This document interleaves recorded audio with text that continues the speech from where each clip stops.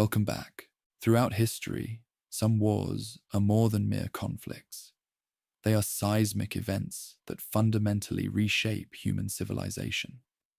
These are the crucibles where technology, ambition, and human will collide to rewrite the rules of global order. Today we explore three catastrophic events that changed the world we live in forever. Let's begin with the Arab-Byzantine Wars. In the shimmering heat of the Arabian desert, a rider gallops across the sand, his horse's hooves kicking up clouds of dust that dance in the morning light. The year is 632 CE, and this messenger carries news that will reshape the world.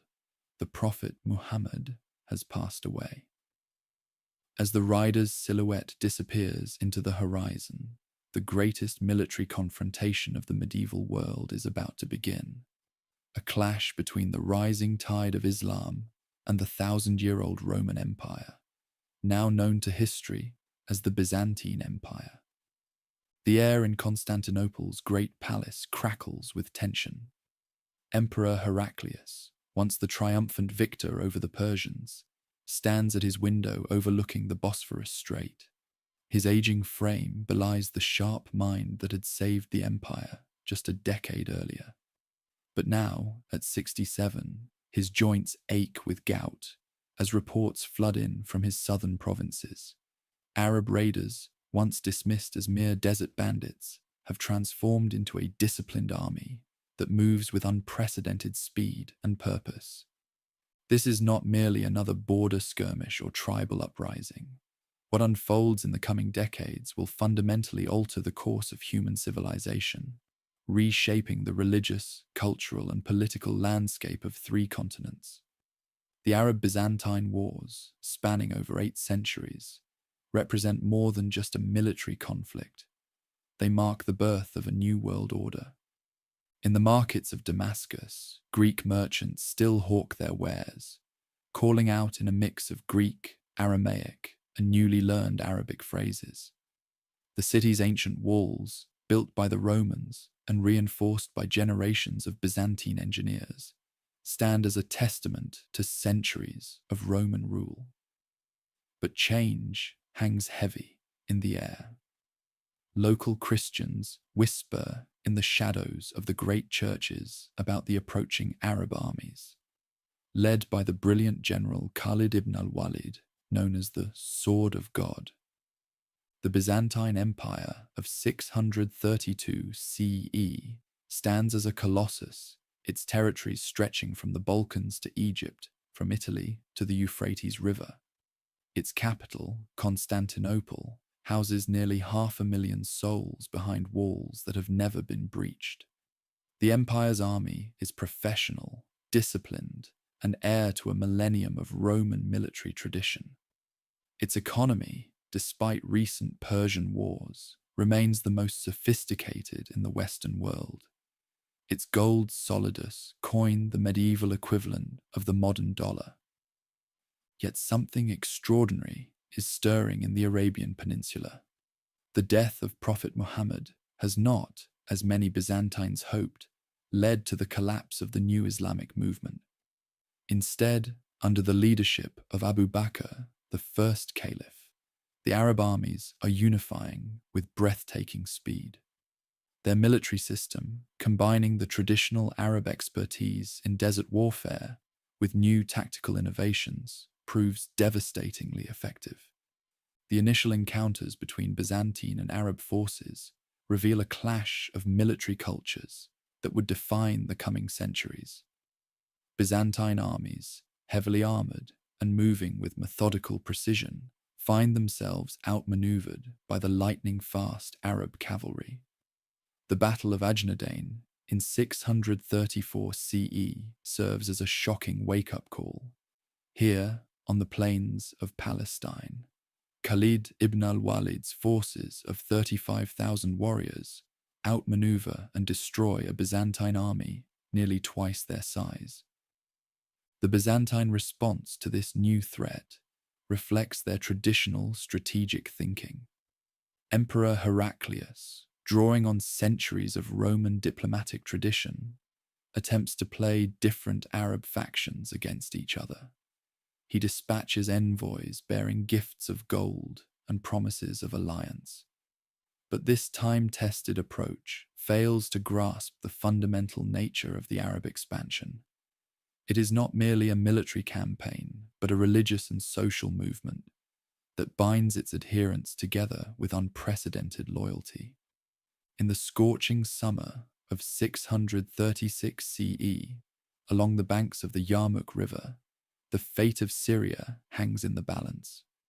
The Byzantine army, nearly 80,000 strong, faces the Arab forces in what will become one of the most decisive battles in military history. The air is thick with dust and the clang of weapons as the two armies clash.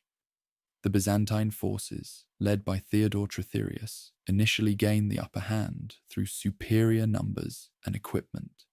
But then, in a masterpiece of tactical genius, Khalid ibn al-Walid executes a double envelopment that would have made Hannibal proud. The Battle of Yarmouk marks a turning point, not just in the war, but in world history. The Byzantine army, trapped against the deep ravines of the Yarmouk River, suffers catastrophic losses. The empire's elaborate defense system in Syria, built up over centuries, collapses in a matter of months. Damascus, the great Roman city that had stood as a bulwark of civilization for nearly 7 centuries, falls to the Arabs in 636 CE. The impact of these early Arab victories reverberates far beyond the battlefield. In the markets of Alexandria, Constantinople, and even distant Chang'an, merchants begin to speak of a new power rising from the desert. The sophisticated Byzantine administrative system, rather than being destroyed, is largely adopted by the Arab conquerors, who recognize its efficiency. Greek remains the administrative language in many conquered territories, creating a fascinating hybrid culture that would characterize the region for centuries to come. As the sun sets on this first phase of the Arab-Byzantine Wars, the world stands at a crossroads. The Byzantine Empire, though bloodied, remains standing. Its walls still protect Constantinople. Its navy still rules the Mediterranean, and its civilization still shapes the medieval world. But the rise of Arab power marks the beginning of a new era, one that will see the birth of new societies, new forms of art and architecture, and new ways of thinking about the relationship between religion, politics, and daily life. The stage is now set for a centuries-long struggle that will reshape the Mediterranean world and beyond. As night falls over the battlefields of Syria, both Arabs and Byzantines know that this is only the beginning. The great game of empires has entered a new phase, and the world will never be the same. A single flame flickers in the lamplight as a Greek scholar hastily copies texts onto parchment. The year is 640 CE, and Alexandria, the intellectual capital of the Mediterranean world, stands at the precipice of transformation. The Arab armies, fresh from their victories in Syria and Palestine, now turn their gaze toward Egypt, where centuries of Byzantine and Roman knowledge are housed in the world's greatest libraries and academies. The conquest of Egypt represents more than just a military campaign. It marks a crucial transfer of knowledge that will spark the Islamic Golden Age. In the narrow streets of Alexandria, Greek philosophers debate with Arab scholars, laying the groundwork for a cultural synthesis that will preserve and expand upon classical learning. The Arab commander, Amr ibn al-As, standing before the city walls, understands that he faces not just a military challenge, but a civilizational one. Emperor Heraclius, watching his empire crumble from his palace in Constantinople, struggles with failing health and mounting defeats. The Byzantine defense of Egypt falls to General John of Barca, who attempts to utilize the complex network of Nile canals and fortifications that had protected Egypt for centuries. But the Arab armies, having mastered the art of siege warfare in Syria, adapt their tactics to the riverine environment of the Nile Delta. The Siege of Alexandria in 641 CE showcases the evolution of Arab military capabilities. The city's defenders watch in astonishment as Arab engineers construct sophisticated siege engines, their design incorporating both Byzantine and Persian influences. The Arab navy, though still in its infancy, successfully blockades the harbour, preventing Byzantine reinforcements from arriving by sea. Inside the city, the population of 200,000 faces difficult choices: resistance or accommodation to the new order. A decisive battle unfolds at Heliopolis, where 20,000 Arab troops confront a Byzantine force of 50,000. The Arabs employ innovative tactics, using their superior mobility to divide the Byzantine army into isolated segments. The result is a devastating defeat for Byzantine forces, opening the path to Alexandria. The city, after a 14-month siege, finally surrenders in September 642 CE. The fall of Alexandria sends shockwaves through the Mediterranean world. The city had stood as a symbol of Hellenistic and Roman civilization for nearly a millennium. Its capture represents not just a military victory, but a shifting of cultural gravity. The Arab conquerors, rather than destroying the accumulated knowledge of Alexandria, begin a systematic process of translation and preservation. Greek philosophical texts are rendered into Arabic, beginning a transmission of knowledge that will eventually help spark the European Renaissance. The Arab advance continues westward into Libya and the Maghreb. Byzantine forces, retreating to fortified coastal cities, wage a desperate defensive campaign. The ancient city of Cyrene, with its magnificent Greco-Roman architecture, becomes a battleground where classical and Islamic worlds collide. Arab armies, now numbering over 40,000, methodically reduce Byzantine strongholds along the North African coast. The war takes on new dimensions in the challenging terrain of North Africa. The Arabs forge alliances with Berber tribes, incorporating their knowledge of local conditions and their light cavalry tactics. The Byzantine strategy of relying on fortified cities proves inadequate against this combined force. By 643 CE, Tripolitania falls to Arab control, and the foundations of Byzantine power in Africa begin to crumble. Emperor Constans II, who succeeds his father Heraclius in 641 CE at the age of 11, inherits an empire in crisis. From his palace in Constantinople, the young emperor receives increasingly desperate reports from his African provinces. The Byzantine navy, still dominant in the Mediterranean, launches counterattacks against Arab positions, but cannot prevent the steady erosion of imperial control along the North African coast. The conquest transforms the region's economic patterns. Traditional trade routes linking Egypt to Constantinople are redirected toward Medina and Damascus. The Arab dinar, based on the Byzantine solidus but bearing Islamic inscriptions, begins to circulate alongside traditional currency. In the markets of Alexandria, merchants adapt to new commercial networks that stretch from the Atlantic to the Indian Ocean. Yet this period also witnesses remarkable cultural continuity. In conquered territories, the Arabs maintain much of the Byzantine administrative structure. Greek-speaking bureaucrats continue to manage day-to-day governance. Churches remain open, though many gradually convert to mosques. The great lighthouse of Alexandria, the Pharos, continues to guide ships into harbour, now serving an Arab fleet that grows more powerful with each passing year. The events of 640 to 647 CE demonstrate the Arab ability to absorb and adapt Byzantine innovations while maintaining their own cultural identity. The fall of Alexandria and the conquest of Egypt represent not just territorial expansion, but the beginning of a new synthesis, one that will preserve classical knowledge through the coming centuries of change and transformation. The Mediterranean waters churn beneath the keel of an Arab ship as it cuts through the waves off the coast of Cyprus. The year is 647 CE, and something unprecedented is taking place: the birth of Arab sea power.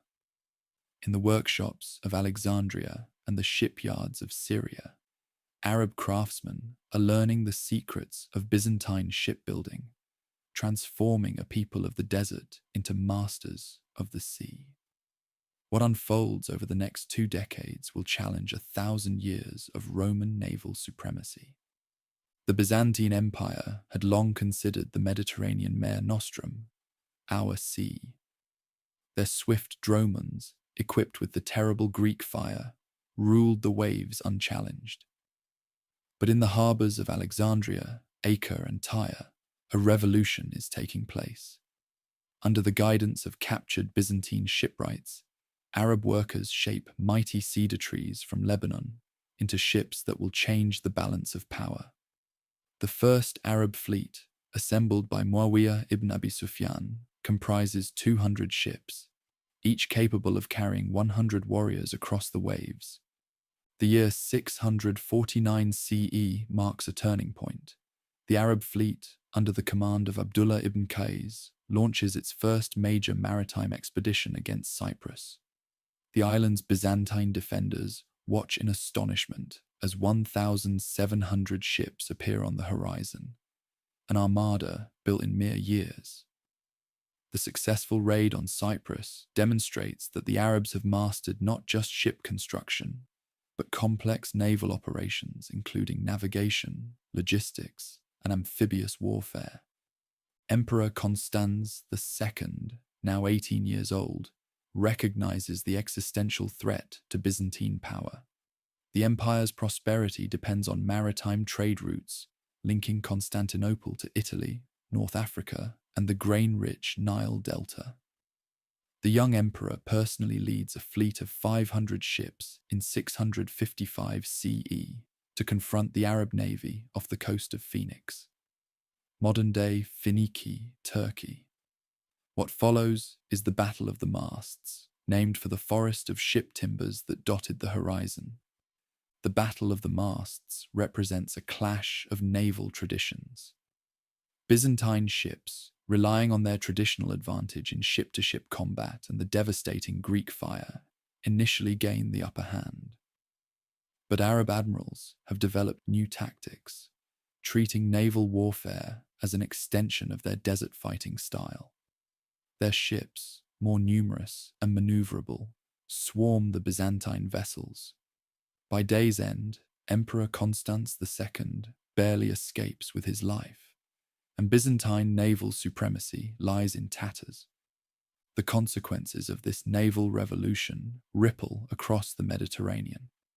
Traditional Byzantine control over maritime trade routes weakens, allowing Arab merchants to establish new commercial networks. The great ports of Syria and Egypt, once oriented toward Constantinople, now look south and east. Trade routes extending from China to Spain begin to shift, creating new patterns of commercial and cultural exchange that will define the medieval world.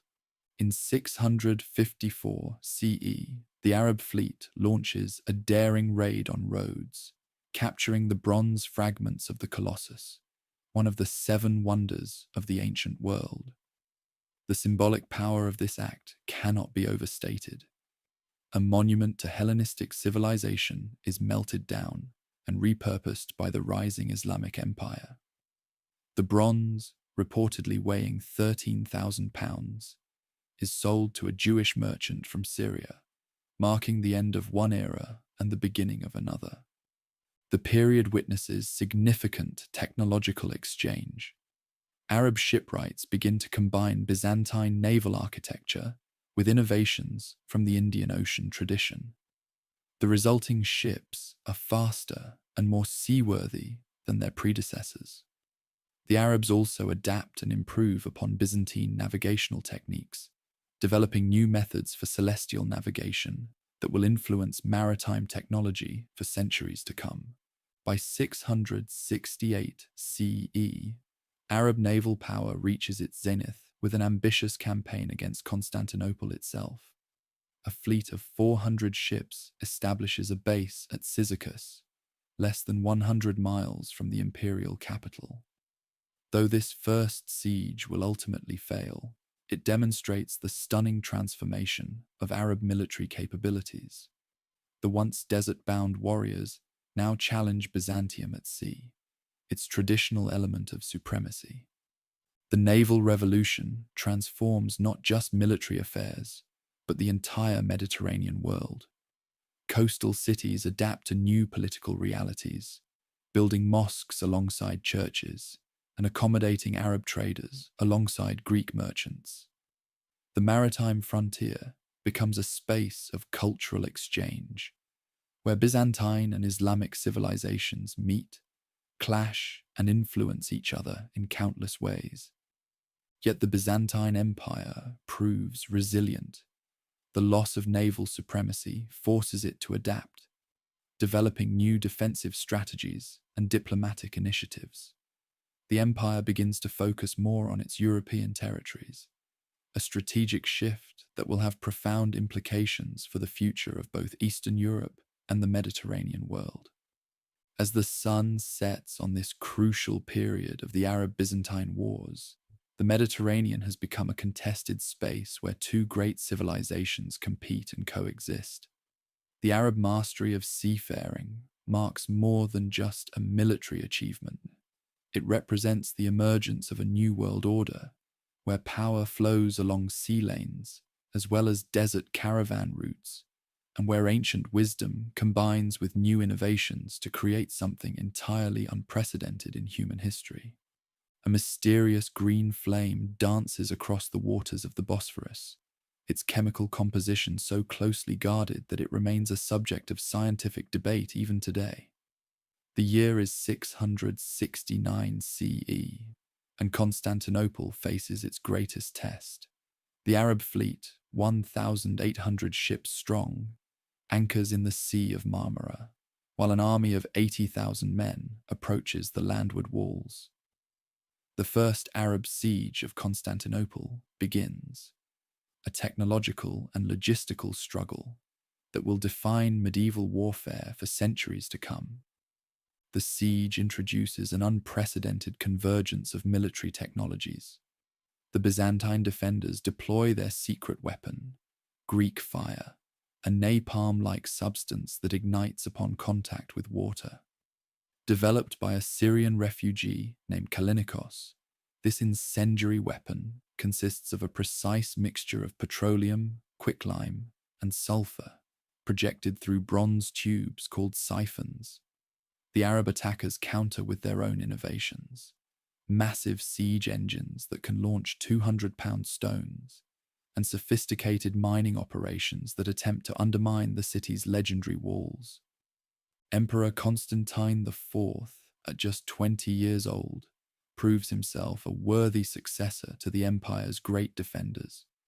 From his command post atop the Great Palace, he coordinates a defense that integrates naval tactics, infantry operations, and civilian resistance. The city's population of 800,000 becomes part of an intricate defensive machine.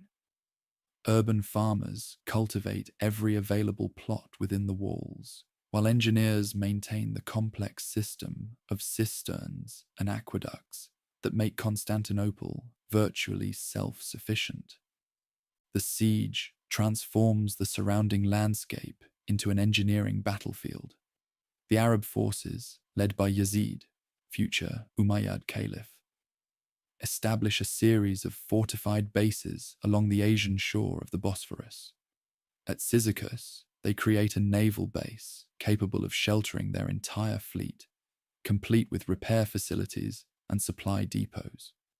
The logistical operation required to sustain such a massive force, requiring 240,000 pounds of food per day, represents one of the most complex military operations of the medieval world. Technology plays a decisive role.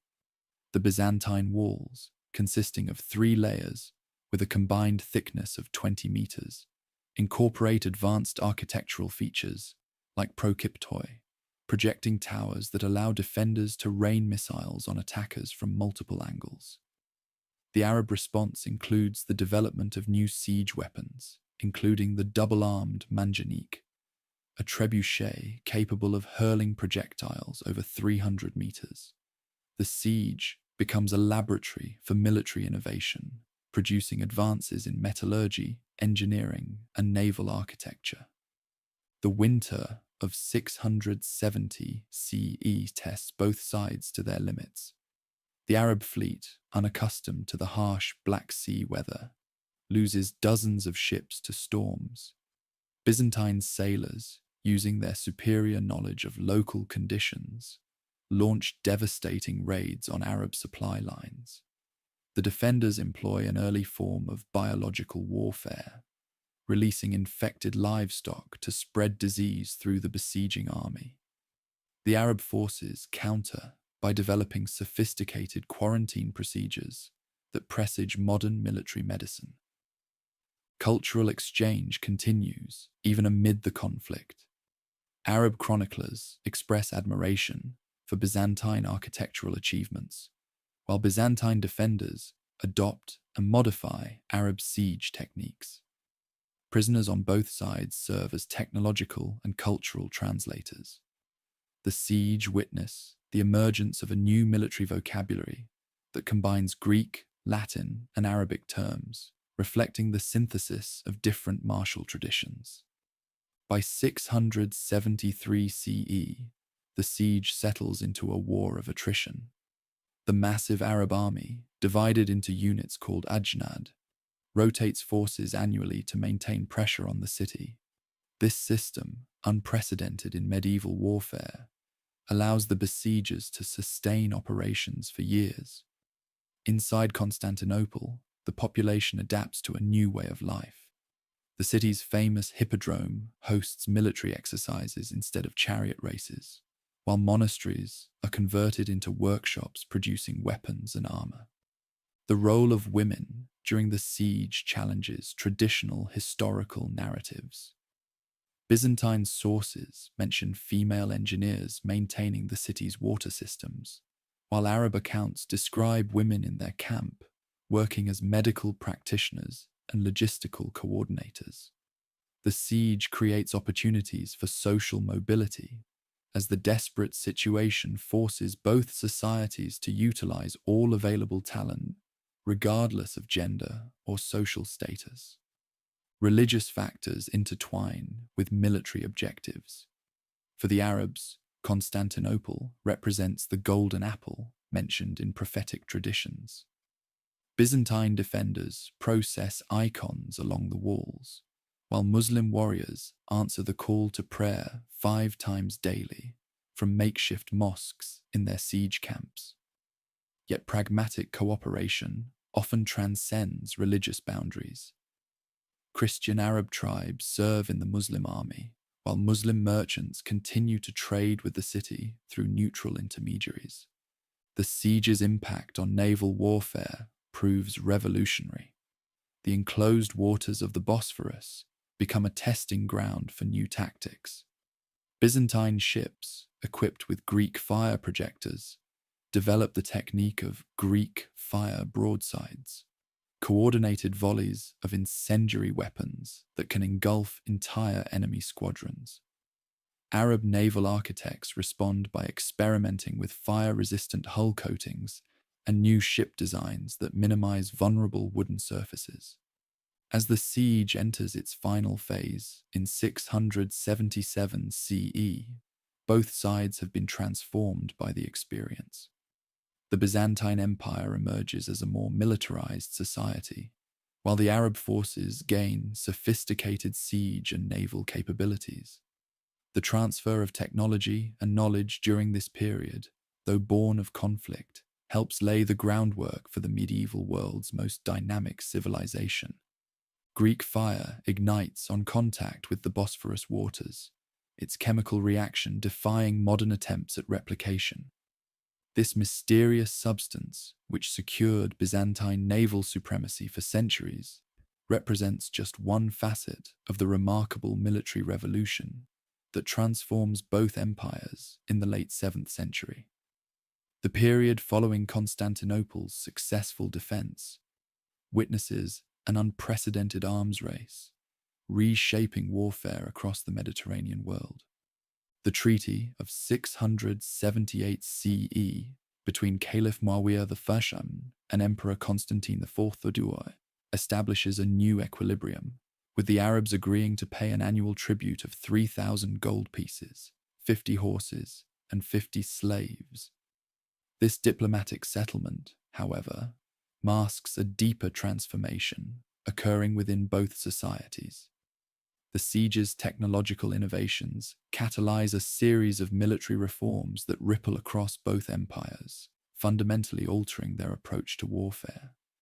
Byzantine military engineers, building on their successful defense, develop increasingly sophisticated versions of their mechanical artillery. The new Helepolis, a mobile siege tower standing 40 feet tall, incorporates multiple levels of stone-throwing machines and protective screens made of iron-reinforced wood. These innovations spread rapidly through the Mediterranean world, influencing military architecture from Spain to Persia. The Arab response proves equally innovative. Under Abd al-Malik's reign, the Caliphate establishes the first professional Muslim navy, the Asatil. Naval architects in Alexandria and Tyre develop new ship designs that combine Byzantine and Arab features. The resulting vessels, called shini, feature a revolutionary hull design that increases speed and maneuverability while requiring fewer rowers, a crucial advantage in extended campaigns. Military organization undergoes radical change. The Byzantine theme system, originally an administrative division, evolves into a sophisticated military territorial unit.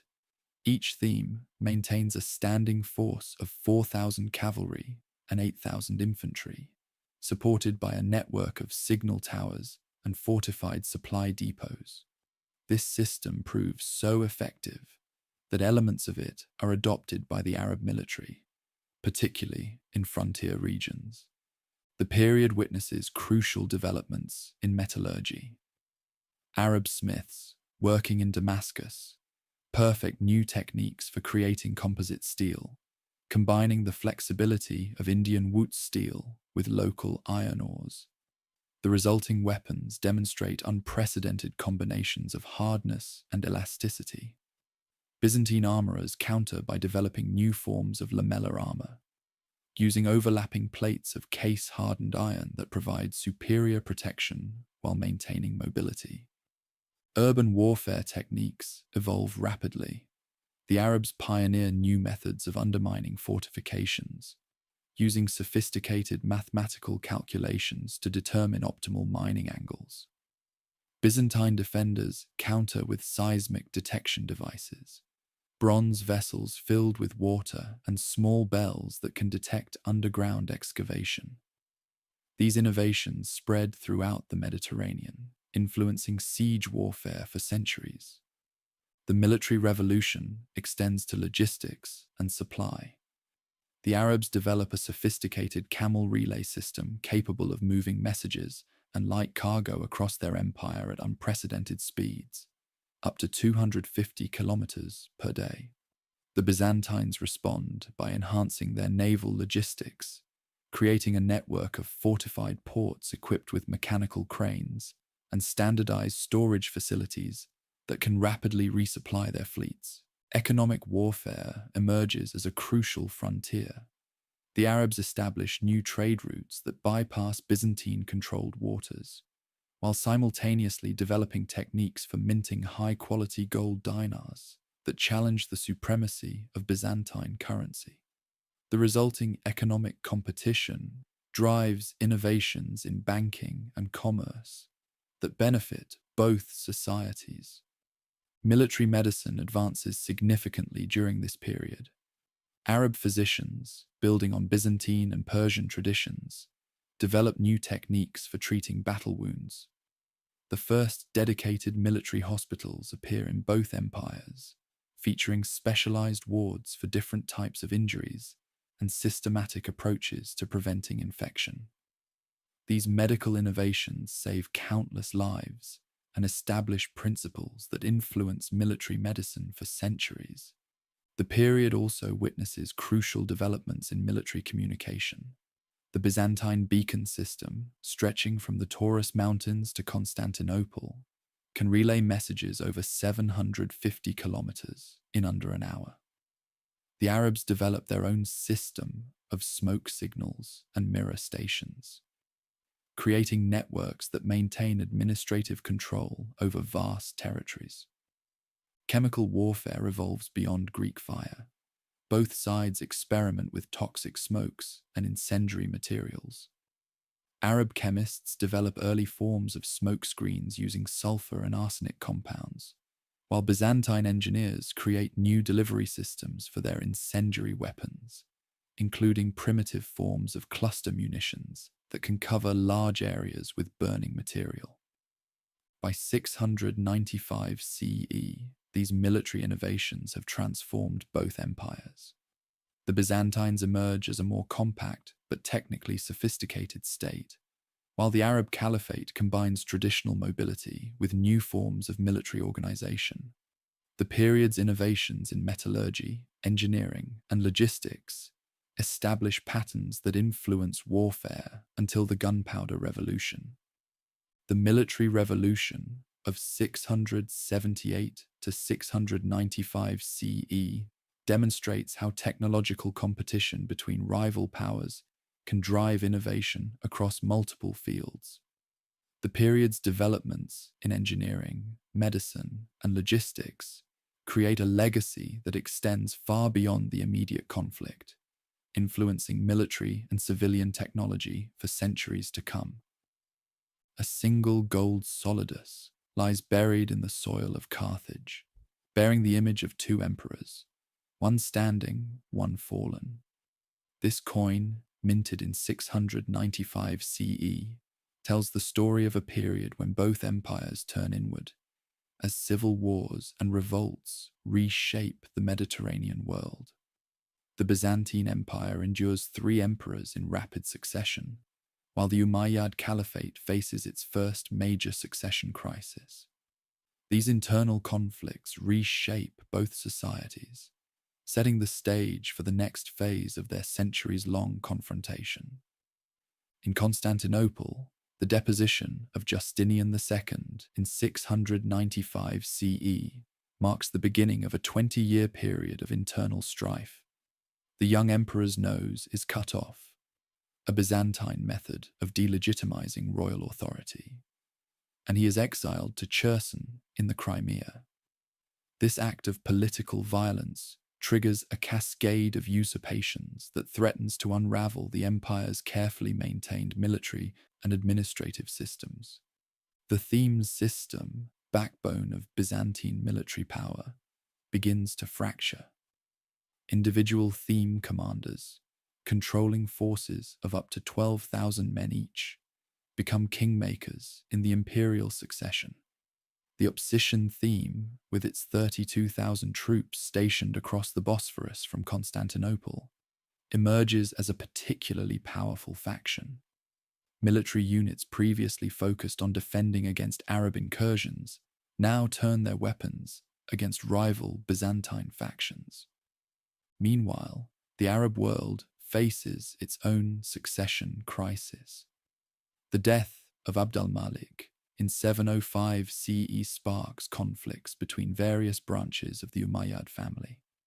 The resulting power struggle reveals the tensions inherent in ruling an empire stretching from Spain to Central Asia.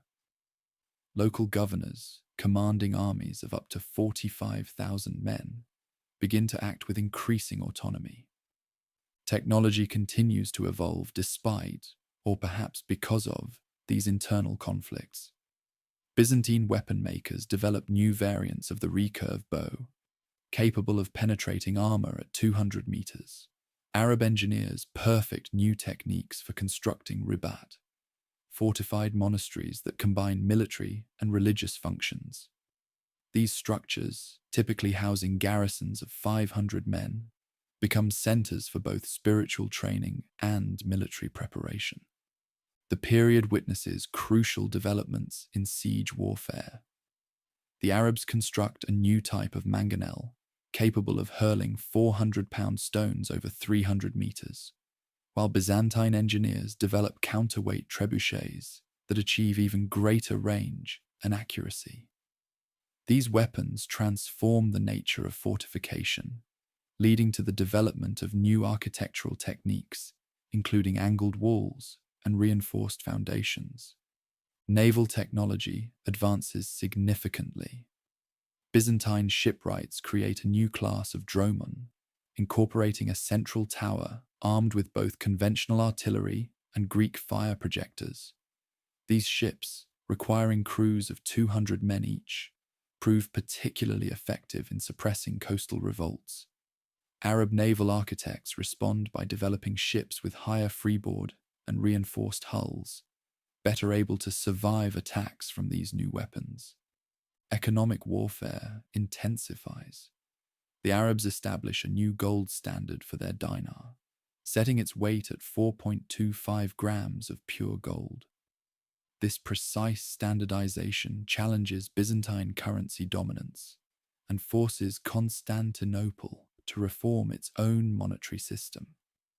The resulting competition leads to innovations in minting technology and the development of new anti-counterfeiting measures. The period sees crucial developments in military medicine. Byzantine physicians pioneer new techniques for treating facial wounds, a response to the increasing frequency of political mutilation.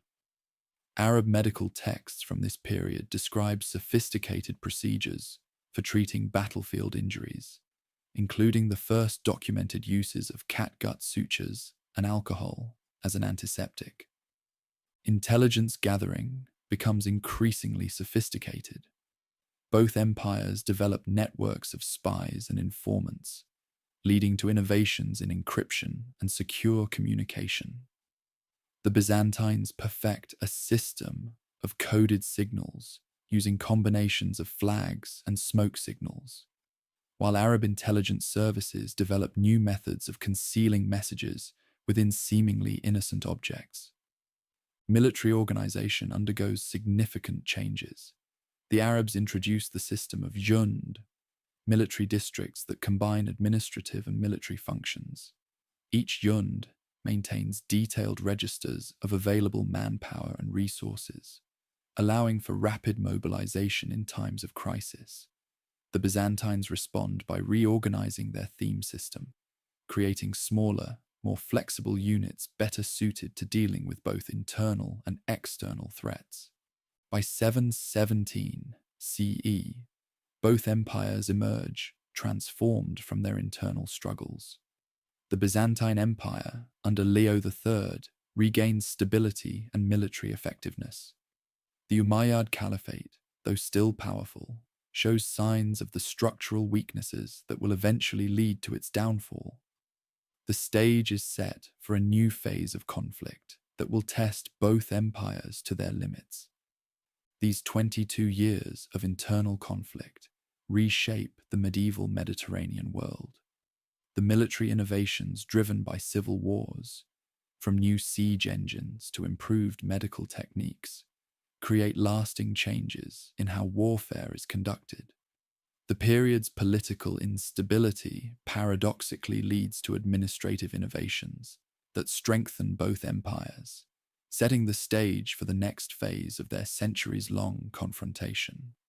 Beneath the waters of the Golden Horn, archaeologists discover the remnants of massive chain links, each weighing 300 pounds.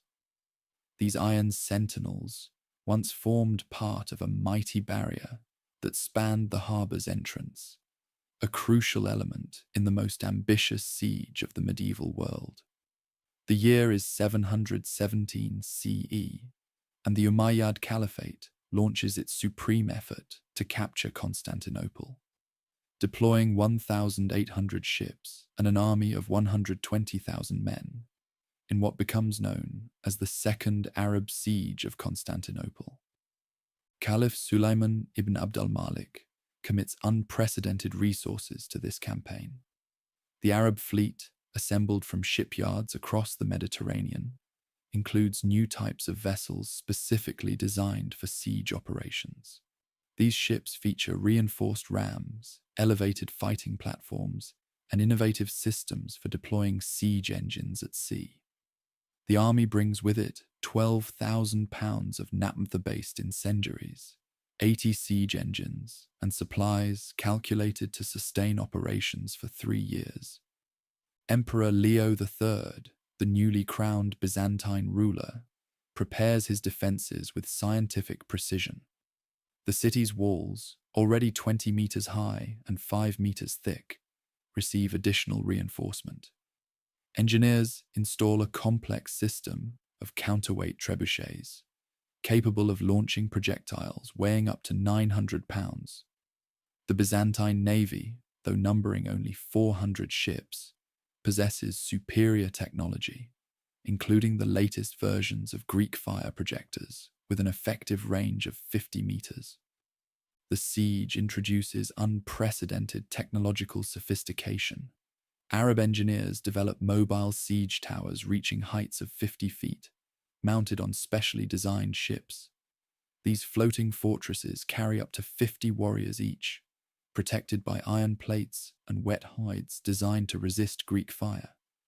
Byzantine defenders counter with a new type of ballista that can penetrate these defenses at ranges up to 300 meters. Military logistics reach new levels of complexity. The Arab army constructs a series of fortified supply bases along the Asian shore, each capable of housing 20,000 men and storing provisions for 6 months. These bases feature sophisticated water management systems, including underground cisterns with a total capacity of 50,000 cubic meters. The Byzantines respond by developing new methods of urban agriculture, converting every available space within the walls to food production. Naval warfare evolves rapidly during the siege. Byzantine ships deploy an improved version of Greek fire that burns at temperatures exceeding 1,000 degrees Celsius. Arab naval architects counter by developing ships with compartmentalized hulls and new fire-resistant materials, including a coating made from felt, vinegar, and clay. The resulting naval battles introduce tactics that will influence maritime warfare for centuries. The winter of 717 to 718 CE proves exceptionally harsh, with temperatures dropping to -10 degrees Celsius. The Arab fleet, unprepared for such conditions, loses 500 ships to ice and storms. The Byzantines, drawing on centuries of experience with Black Sea weather, use the conditions to their advantage. Their ships, equipped with reinforced bow sections, cut through the ice to attack Arab supply vessels, causing severe logistical disruptions. Chemical warfare reaches new sophistication. The Arabs deploy an early form of poison gas, created by burning a mixture of sulfur and arsenic compounds in underground tunnels. Byzantine engineers counter with a ventilation system that uses the city's complex network of underground cisterns to disperse these toxic fumes. Both sides develop new types of incendiary weapons, including clay grenades filled with naphtha and quicklime. The siege's impact extends beyond military technology. Byzantine scientists develop new methods of food preservation, including a technique for treating grain with calcium oxide to prevent spoilage. Arab physicians establish sophisticated field hospitals that classify wounds into 5 levels of severity, each with standardized treatment protocols. These medical innovations reduce combat death rates by an estimated 30%. Communication systems achieve new levels of sophistication. The Byzantines perfect a system of heliograph stations that can transmit messages across the Bosphorus using polished bronze mirrors. The Arabs develop a complex network of signal fires that can relay messages from Damascus to the siege lines in under 6 hours. These systems represent early examples of optical telecommunication networks. As the siege enters its final phase in 718 CE, both sides have been transformed by the experience. The Byzantine defense demonstrates the superiority of their integrated defense system, combining advanced technology with sophisticated logistics. The Arab forces, though ultimately unsuccessful, develop innovations in siege warfare that will influence military practice for centuries. The conclusion of the Second Arab Siege in 718 CE marks a turning point in medieval military history. The Byzantine victory ensures the survival of the empire for another 7 centuries, while the Arab retreat leads to fundamental changes in caliphal military strategy. The siege's technological innovations, from advanced incendiary weapons to sophisticated logistics systems, create a legacy that influences warfare well into the modern era. A peculiar brass device, discovered in the ruins of a Byzantine workshop, reveals the sophistication of 8th century military technology. This mechanical calculator, calibrated with precise markings, allows artillery officers to compute firing solutions for various projectile weights and distances. The device exemplifies how both empires transform warfare into an increasingly exact science during the decades following the Second Siege of Constantinople. The period witnesses a fundamental shift in military doctrine. The Umayyad Caliphate, recognizing the impracticality of capturing Constantinople, redirects its resources toward developing a new strategic approach. The annual summer raids, known as Sawayf, evolve into precisely coordinated operations, involving forces of 20,000 to 30,000 men. These raids target specific economic and military objectives rather than attempting territorial conquest. Byzantine military organization undergoes equally profound changes. Emperor Leo III restructures the theme system, creating smaller, more mobile units of 2,000 to 4,000 men called turmai. These forces, equipped with standardized weapons and supported by dedicated logistics units, can deploy within 48 hours of receiving orders. The resulting military system combines the flexibility of Arab forces with traditional Byzantine discipline. Technological innovation accelerates in both empires. Byzantine engineers develop a new type of composite bow that achieves unprecedented accuracy. These weapons, requiring 160 pounds of draw force, can hit man-sized targets at ranges up to 200 meters. Testing reveals that their arrows can penetrate standard mail armor at 150 meters. Arab armorers respond by developing new types of lamellar armor, incorporating hardened steel plates with precisely calculated overlap patterns. The period sees crucial developments in fortification technology. Byzantine architects perfect the concept of clustered defense, with major fortresses surrounded by networks of smaller outposts. Each outpost maintains visual contact with at least 2 others, creating an integrated early warning system. The Arabs adapt this concept to their Ribat system, developing standardized fortress designs that can be rapidly constructed using prefabricated components. Naval warfare enters a new phase of sophistication. Byzantine shipwrights develop a new class of swift patrol vessel, the UCI, capable of sustained speeds of 7 knots. These ships, 85 feet in length and requiring crews of only 50 men, prove highly effective at intercepting Arab raiders. The Arab response includes the development of larger transport ships with reinforced hulls, capable of carrying 200 men or 40 horses. Military medicine achieves new levels of organization.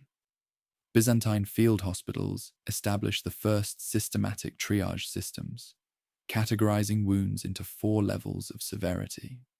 Arab Medical Corps developed mobile field units that can treat up to 100 casualties per day, supported by camel-mounted medical supplies and pharmaceutical preparations. Both sides make significant advances in surgical techniques, particularly in treating arrow and spear wounds. The period witnesses crucial developments in military chemistry. Byzantine laboratories perfect new formulations of Greek fire, achieving longer burn times and greater adhesion to target surfaces. Arab chemists develop countermeasures, including fire-resistant coatings made from asbestos fibers mixed with clay and vinegar. Both sides experiment with smoke screens and chemical weapons, leading to advances in metallurgy and materials science. Economic warfare becomes increasingly sophisticated. The Byzantines establish a network of fortified marketplaces along their eastern frontier, each capable of supporting military operations while maintaining commercial contacts with Arab territories. These emporia combine defensive features with facilities for storing and trading goods, creating new patterns of frontier economics that blur the lines between warfare and commerce. Intelligence gathering evolves significantly. Both empires develop networks of permanent observation posts, equipped with sophisticated distance-measuring devices and standardized reporting systems. The Byzantines' perfect methods for intercepting and decoding Arab military communications, while Arab intelligence services develop new techniques for mapping fortress defenses and tracking troop movements. The period sees important developments in military logistics. Byzantine forces establish a system of fortified supply bases, each maintaining 3 months of provisions for 5,000 men. Arab armies develop parallel systems of mobile supply depots, using camel trains capable of moving 100,000 pounds of supplies per day. Both sides make advances in food preservation and water management, crucial for sustaining extended campaigns. By 750 CE, these transformations create a new military equilibrium. The Byzantine Empire emerges as a more compact but highly efficient state, while the Arab world enters a period of internal transformation with the fall of the Umayyad Caliphate. The military innovations of this period, from sophisticated siege engines to advanced medical techniques, establish patterns that influence warfare for centuries to come. The technological and organizational developments between 722 and 750 CE demonstrate how military competition drives innovation across multiple fields. Advances in engineering, medicine, and logistics create lasting impacts that extend far beyond the immediate conflict, influencing both military and civilian technology through the medieval period and beyond. Hidden within the layers of a manuscript from Baghdad's House of Wisdom lies a detailed treatise on siege machinery, its pages filled with precise mathematical calculations and intricate mechanical drawings. This document, dated 751 CE, represents the beginning of a new era in the Arab-Byzantine conflict. As the Abbasid dynasty rises from the ashes of Umayyad rule, warfare transforms into an increasingly systematic science, driven by scholars and engineers from both empires. The Abbasid Revolution of 750 CE reshapes the nature of the conflict. The new dynasty, establishing its capital at Baghdad, brings Persian and Central Asian military traditions into the Arab arsenal. Scientific knowledge becomes a strategic priority, with the Abbasids collecting and translating military treatises from Greek, Persian, and Indian sources. Within their first decade, they established dedicated engineering corps numbering 4,000 men, equipped with standardized tools and technical manuals. Byzantine Emperor Constantine V responds to this new threat with his own military reforms. The Byzantine army develops specialized units of military engineers, each consisting of 200 men trained in both construction and demolition. These units carry precise technical specifications for fortifications, siege engines, and defensive works, allowing rapid response to enemy innovations. Their mobile workshops can produce replacement parts for siege engines within 24 hours. Naval technology reaches new heights of sophistication. Abbasid shipwrights develop a new class of warship, the darura, combining Greek and Persian design elements. These vessels, 120 feet in length and requiring crews of 150 men, feature innovative underwater rams and reinforced hull sections capable of withstanding Greek fire. Byzantine naval architects counter with ships equipped with rotating turrets that can project Greek fire in any direction. The period witnesses crucial developments in metallurgy. Abbasid smiths perfect new techniques for producing Damascus steel, achieving unprecedented combinations of hardness and flexibility. Analysis reveals carbon content precisely controlled at 1.5%, creating blades capable of maintaining their edge through thousands of impacts. Byzantine armorers respond with new types of composite armor, combining hardened steel plates with bronze reinforcements. Military architecture evolves significantly. Byzantine engineers develop a new type of fortress, incorporating multiple layers of defense, each calculated to exact mathematical specifications. These structures feature walls built at precise 75-degree angles to maximize the effectiveness of defensive fire, while incorporating sophisticated water management systems capable of supporting garrisons of 1,000 men for up to 6 months. Abbasid siege engineers counter with new types of mobile towers, featuring hydraulic lifting mechanisms that can raise assault platforms to heights of 60 feet. Chemical warfare enters a new phase of sophistication. Byzantine laboratories develop an enhanced version of Greek fire that burns at temperatures exceeding 1,200 degrees Celsius. Abbasid chemists respond with new fire-resistant materials, including a coating made from pulverized glass, clay, and animal blood that can withstand direct flame for up to 30 minutes. Both sides make advances in smoke weapons and chemical incendiaries, leading to new developments in protective equipment. Military medicine achieves unprecedented organization.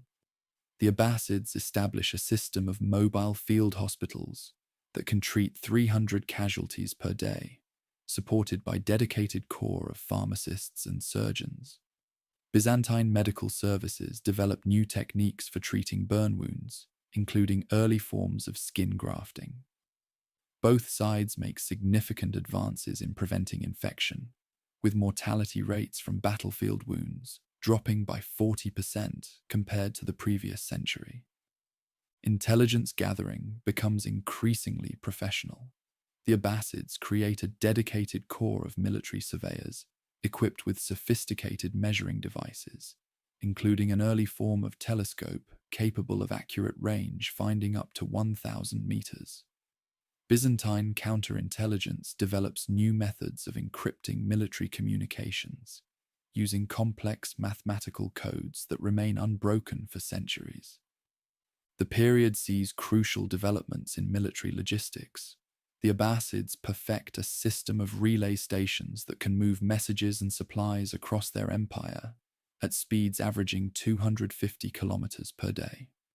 Byzantine forces develop parallel networks of fortified supply bases, each maintaining standardized stockpiles of weapons and equipment that can outfit 5,000 men within 48 hours. By 775 CE, these innovations create a new military paradigm. The Byzantine Empire maintains its defensive superiority, while the Abbasid Caliphate develops unprecedented capabilities for sustained offensive operations. The military technology of this period, from sophisticated siege engines to advanced medical techniques, establishes patterns that influence warfare until the gunpowder revolution.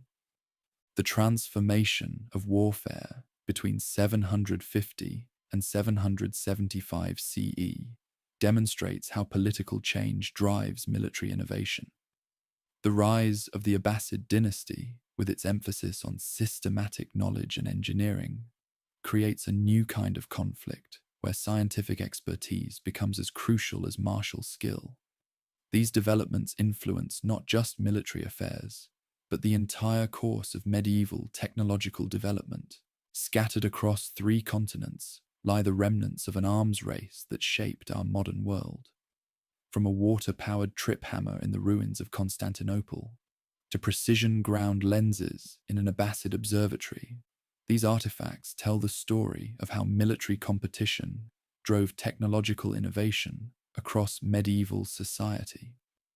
As the 8th century draws to a close, the Arab-Byzantine Wars enter their final transformative phase, leaving a legacy that continues to influence military and civilian technology.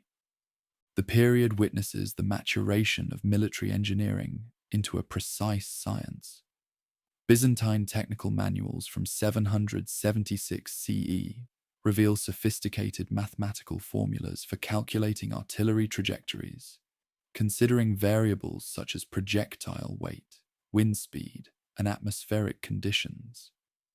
These documents show that engineers could achieve accuracy rates of 70% at ranges up to 400 meters, using standardized measurement tools and pre-calculated firing tables. Abbasid military technology reaches new heights of sophistication. Their engineers perfect a new type of composite siege engine that combines multiple weapon systems. These machines, standing 75 feet tall and requiring crews of 100 men, can simultaneously launch heavy projectiles, spray incendiary materials, and provide elevated platforms for archers.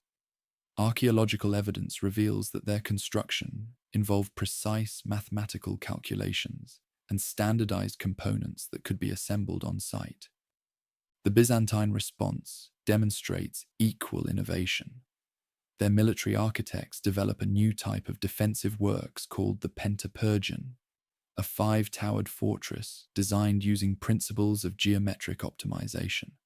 These structures, requiring 2.5 million cubic feet of stone and 50,000 man-days to construct, incorporate advanced features such as automated water-lifting mechanisms, pressurized firefighting systems, and sophisticated acoustic design for early warning.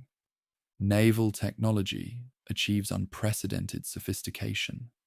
Byzantine shipwrights create vessels equipped with mechanical depth-sounding devices and early forms of celestial navigation equipment.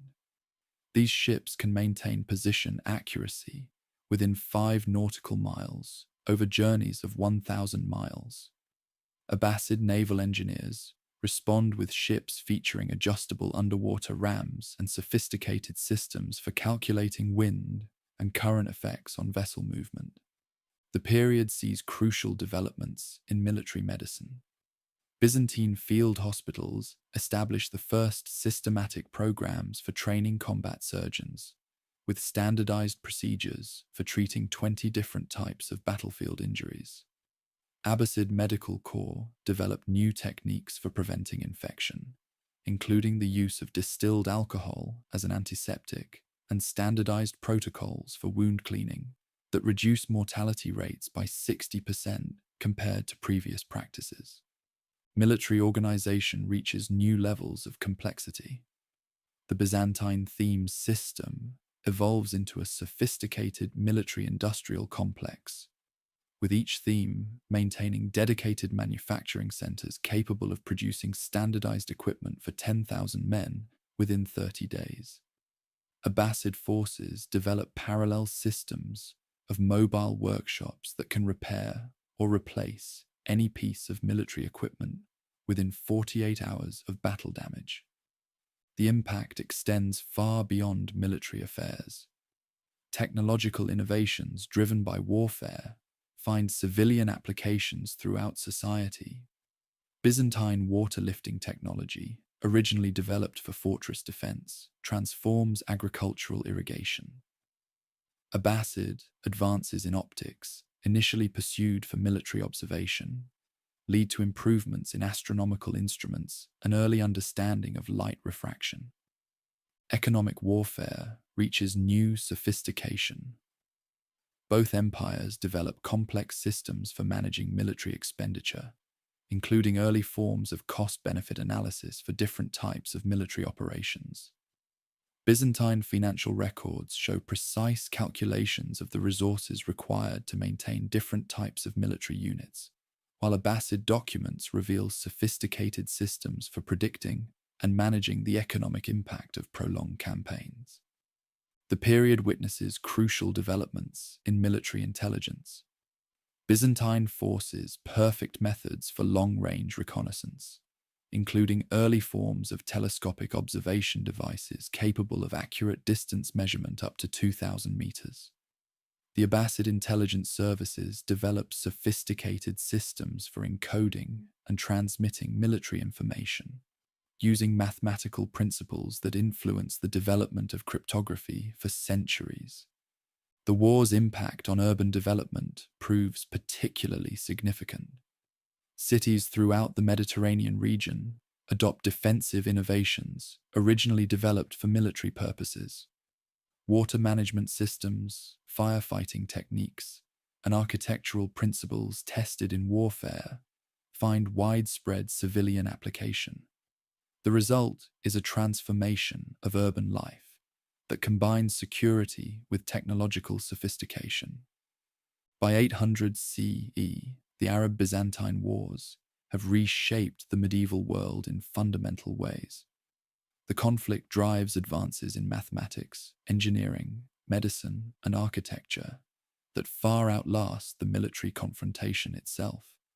The technical knowledge accumulated during these centuries provides a foundation for the medieval Islamic Golden Age and the eventual European Renaissance. The legacy of this technological arms race extends into the modern era. Principles of systematic military organization, standardized equipment production, and integrated logistics pioneered during this period influenced military practice until the Industrial Revolution. The emphasis on technical education and systematic knowledge transmission, initially driven by military necessity, helps establish patterns of scientific and technological development that characterize subsequent centuries. As the sun sets on the 8th century, both empires stand transformed by their long confrontation. The Byzantine Empire emerges as a more compact but highly sophisticated state, while the Abbasid Caliphate enters its golden age of scientific and cultural achievement. The military technologies and organizational systems developed during their conflict create a lasting legacy that influences not just warfare, but the entire course of human technological development. Next on our list, we have the Mongol Jin Wars, which destroyed the Jin Dynasty's control over northern China. Here is the story. In the bitter winter of 1211, a lone rider gallops across the frozen Mongolian steppes, his horse's hooves breaking through sheets of ice with each desperate stride. He carries news that will change the course of history. The united Mongol tribes, led by a man history will remember as Genghis Khan, are preparing to challenge the mighty Jin Dynasty, rulers of northern China and masters of what was then the world's most sophisticated civilization. What follows will become one of history's most consequential conflicts, a clash between nomadic innovation and settled sophistication that will reshape not just Asia, but the entire world for centuries to come. The Jin Dynasty, meaning golden in Chinese, seems unconquerable.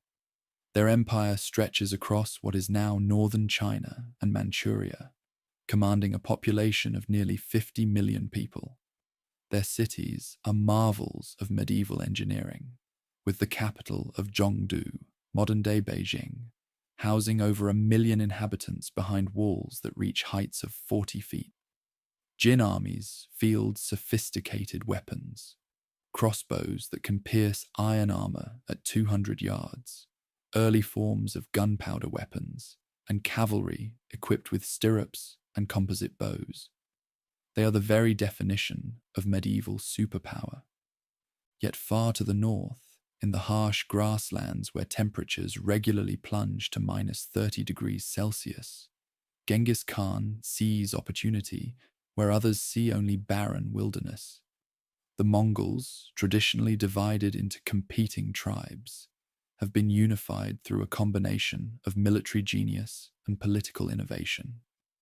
Their society has been transformed from a loose confederation into what historians now recognize as the world's first modern military meritocracy. Under Genghis Khan's leadership, the Mongols have developed a revolutionary form of warfare that combines the traditional horsemanship of the steppes with sophisticated tactics and organization that would not look out of place in a modern military manual. The stage is set for a clash that will pit two radically different military and social systems against each other. The Jin Dynasty represents the traditional power of settled agricultural civilization, walls, cities, and hierarchical bureaucracy. The Mongols embody a new kind of power, one based on mobility, adaptation, and merit-based leadership. Their conflict will do more than determine which empire rules northern Asia. It will establish patterns of warfare, trade, and cultural exchange that continue to influence our world today. As winter gives way to spring in 1211, Genghis Khan calls a Kurultai, a great assembly of Mongol leaders, on the banks of the Kerulun River. The gathering presents a sight that would have been impossible just a decade earlier. Tens of thousands of warriors from formerly hostile tribes, now united under the blue banners of the Mongol nation. Their weapons and equipment reflect years of careful preparation. Each warrior carries a composite bow with a draw weight of up to 160 pounds, capable of launching arrows that can penetrate armor at 350 yards. Their horses, small but incredibly hardy, can cover 60 miles a day while living off the grass beneath their feet. The Jin Dynasty's spies bring reports of this gathering, but their officials are hardly concerned. They have dealt with steppe nomads for centuries, alternatively fighting them off and playing them against each other. The Jin military commander, Wang Gao, dismisses the Mongols as mere barbarians in a memorial to the emperor. This proves to be a fatal miscalculation. What the Jin fail to recognize is that these are not the fragmented tribal raiders of the past. Genghis Khan has created something entirely new, a professional army organized in decimal units, groups of 10, 100, 1,000, and 10,000, with promotion based on merit rather than birth. His forces practice sophisticated tactics, including the famous Mongol Mangudai, a feigned retreat that turns into a deadly trap for pursuing enemies. Most importantly, the Mongols have learned from every opponent they've faced, adapting and incorporating new technologies and tactics with remarkable speed. The conflict begins not with a clash of armies, but with economics. The Jin dynasty has long maintained control over the lucrative trade routes linking China to Central Asia. They have also imposed restrictive trade policies on the Mongols, limiting their access to essential goods like iron for weapons and silk for clothing. Genghis Khan's initial diplomatic overtures seek to negotiate better trade terms, but the Jin court sees these attempts as the begging of inferiors rather than serious diplomatic initiatives. In the late spring of 1211, a Jin trade delegation arrives at the Mongol camp. Their real purpose is espionage, but they bring with them something unexpected: detailed maps of the Jin Empire's northern frontier defenses. When one of the delegates, a Yurchin officer named Wanyan Shiyin, defects to the Mongols, he brings these maps with him.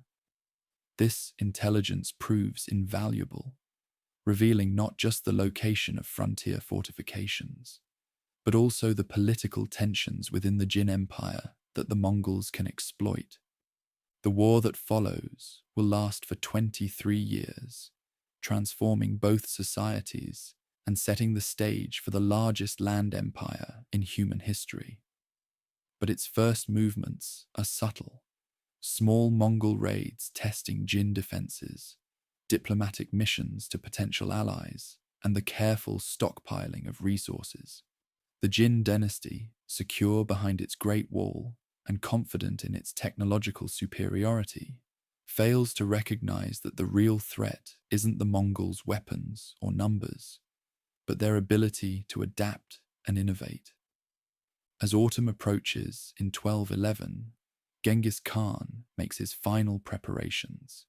He has assembled an army of approximately 90,000 warriors, supported by an innovative logistics system that includes mobile forge units for repairing weapons and specialized units for siege warfare. The Mongols have also developed a sophisticated intelligence network, incorporating merchants, nomads, and defectors from the Jin Dynasty. They know the locations of Jin granaries, the schedules of their patrols, and most importantly, the growing divisions within Jin society. The wind changes on the steppes, carrying with it the first hints of winter. In the Jin capital of Zhongdu, life continues as it has for centuries. But to the north, a storm is gathering that will sweep away not just the Jin dynasty, but the entire medieval order of East Asia. The Mongol-Jin War is about to begin, and with it, a chain of events that will connect East and West, revolutionize warfare, and create networks of trade and cultural exchange that form the foundation of our modern, globalized world. A single arrow arcs through the crisp morning air at the Badgermouth Pass, one of the 6 carefully fortified gateways through the Great Wall. It's early spring, 1211, and this lone projectile signals the beginning of what military historians now recognize as one of history's most revolutionary campaigns. The arrow, launched from a Mongol composite bow at an estimated range of 320 yards, strikes a Jin dynasty guard directly through his supposedly impenetrable iron lamellar armor. This impossible shot demonstrates a crucial technological advantage. The Mongol bow, with its unique construction of wood, horn, and sinew, generates nearly twice the power of conventional weapons of the era.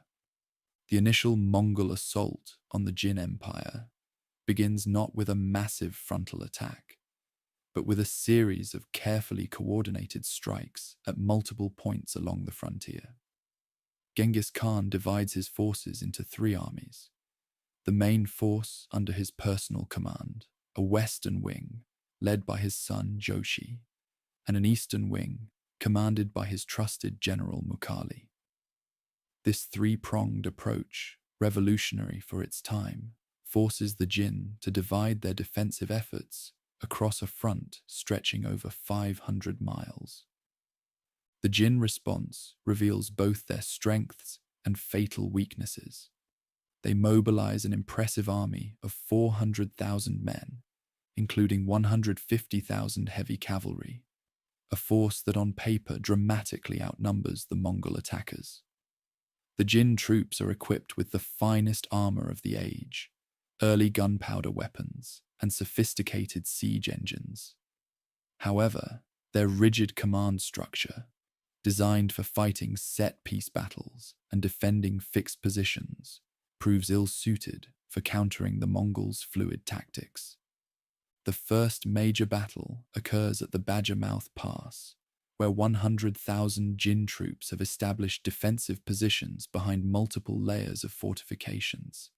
The Jin commander, Ming Tan, believes he has prepared an impregnable position. His engineers have constructed wooden palisades, dug deep trenches, and positioned crossbow units to create interlocking fields of fire.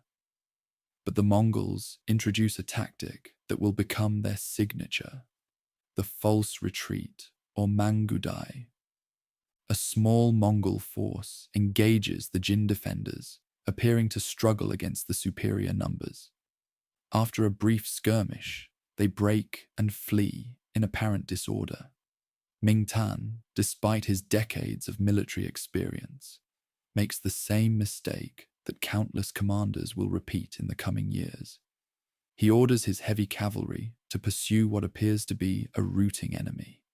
The Jin cavalry, weighed down by their heavy armor, chase the lighter Mongol horses into the open steppes, gradually losing formation as faster riders outpace their comrades.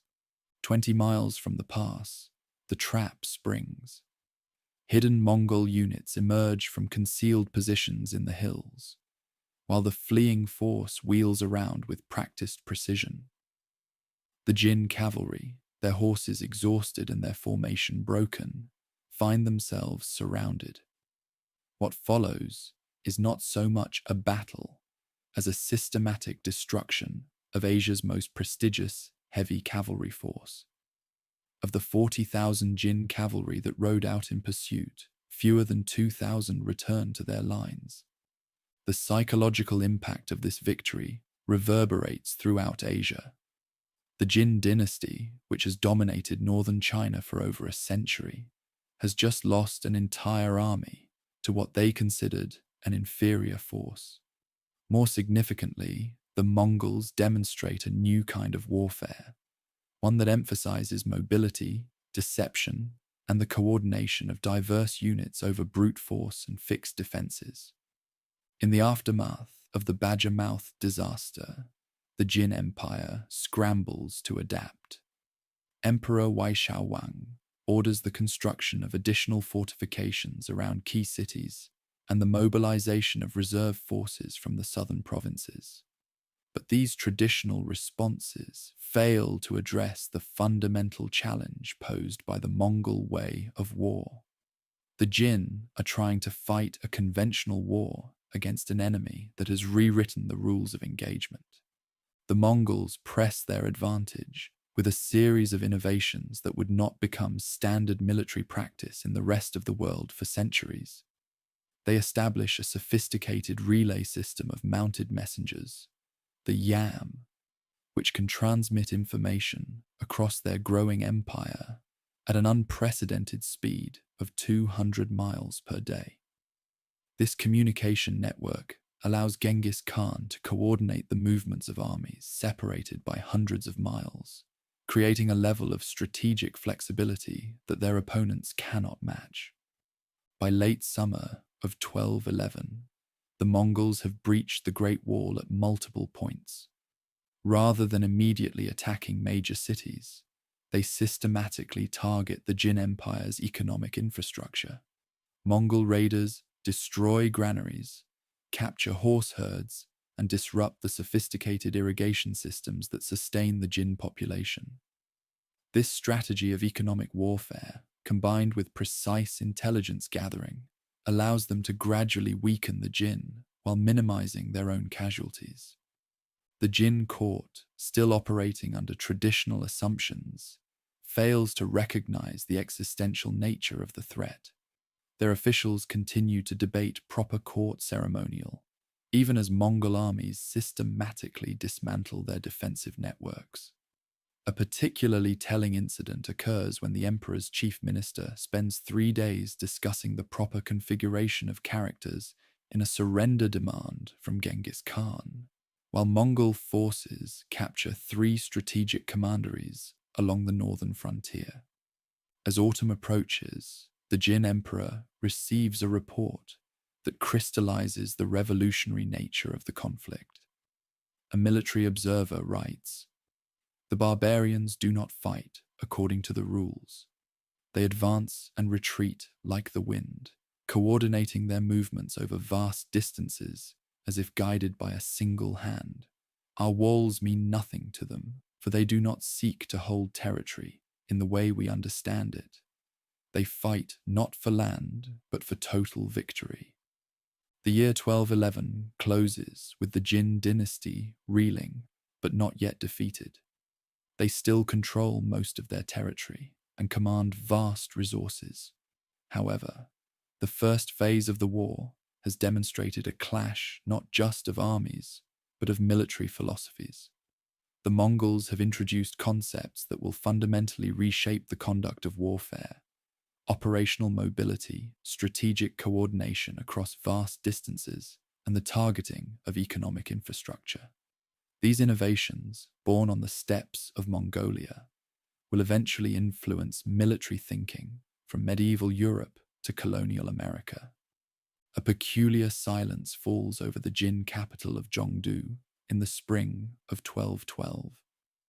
The normal cacophony of temple bells and market traders is replaced by an eerie quiet, broken only by the rhythmic pounding of thousands of hammers. Inside the city's sprawling armories, Jin craftsmen are working around the clock to forge a new type of weapon, a response to the devastating effectiveness of Mongol armor-piercing arrows. These modified crossbows, with draw weights exceeding 300 pounds, represent the Jin Dynasty's first major attempt to adapt to the revolutionary warfare being waged against them. But in the time it takes to manufacture 10,000 of these new weapons, Mongol forces have already developed countermeasures, having captured and studied early prototypes through their extensive intelligence network. This arms race between the Jin and Mongol forces marks a crucial turning point in military history. The Jin Empire, with its vast resources and sophisticated engineering tradition, begins a systematic program of military innovation. Their arsenals produce new varieties of gunpowder weapons, including early forms of hand cannons that can punch through Mongol leather armor at close range. Jin engineers develop specialized siege defense machines, including automated crossbows that can maintain a constant rate of fire without human operators. An early example of automated warfare. The Mongols, however, demonstrate an even more remarkable capacity for adaptation. Their military engineers, drawn from conquered territories and recruited from among defectors, create mobile siege units that can be assembled and disassembled within hours. These units include counterweight trebuchets, capable of hurling 250-pound stones over 300 yards, yet can be broken down into components light enough to be carried by 3 horses each. This mobility transforms siege warfare from a static operation into a dynamic form of combat. In the mountains southwest of Zhongdu, a pivotal encounter demonstrates the evolving nature of the conflict. A Jin force of 60,000 men, equipped with the latest gunpowder weapons and armored war wagons, establishes a defensive position at Dragon's Gate Pass. The pass, only 40 yards wide at its narrowest point, seems to negate the Mongols' traditional advantage in mobility. The Jin commander, Wang Yan, believes he has finally found a way to force the Mongols into the kind of static, frontal engagement that favors Jin superiority in heavy weapons. What follows is a masterclass in tactical innovation. Rather than assault the pass directly, Mongol engineers deploy a new weapon: smoke bombs containing a mixture of gunpowder, sulfur, and scavenged Jin chemical weapons. These devices, launched by trebuchet, create dense clouds of toxic smoke that flow downhill into the Jin positions. Simultaneously, specially trained Mongol units scale the supposedly unclimbable cliffs on either side of the pass, using techniques learned from mountain hunters in recently conquered territories. The Jin army's sophisticated defensive preparations prove useless against attacks from above, combined with chemical warfare. Within hours, the supposedly impregnable position becomes a trap. The Jin suffer over 40,000 casualties, while Mongol losses number fewer than 2,000. More significantly, the Mongols capture enormous quantities of Jin military equipment, including examples of their latest weapons technology. This pattern of technological exchange and adaptation accelerates throughout 1212. The Jin develop specialized anti-cavalry spear units, and the Mongols respond with new archer formations that can deliver devastating volleys from beyond spear range. The Jin create armored supply wagons, and the Mongols developed specialized units of lasso-wielding horsemen who can snag and overturn these vehicles at full gallop. Each innovation spawns a counter-innovation, but the Mongols consistently adapt more quickly than their opponents. The key to this disparity lies in the fundamentally different organizational structures of the two empires. The Jin military, despite its technical sophistication, remains hierarchical and compartmentalized. New tactics or technologies must be approved through multiple levels of command before being adopted. In contrast, the Mongol military operates on what modern analysts would recognize as a distributed innovation model. Individual units are encouraged to experiment with captured weapons and develop new tactics, with successful innovations quickly shared throughout the army via the Yam messenger system. By late 1212, this organizational advantage begins to show dramatic results. The Mongols have effectively neutralized every major Jin technological advantage, while maintaining their own core strengths in mobility and coordination. They have also developed new capabilities that the Jin cannot match, such as the ability to conduct complex military operations at night, using specialized units trained in darkness warfare, a skill learned from forest-dwelling tribes in the northern territories. Perhaps most importantly, the Mongols have created what might be called the world's first military research and development program.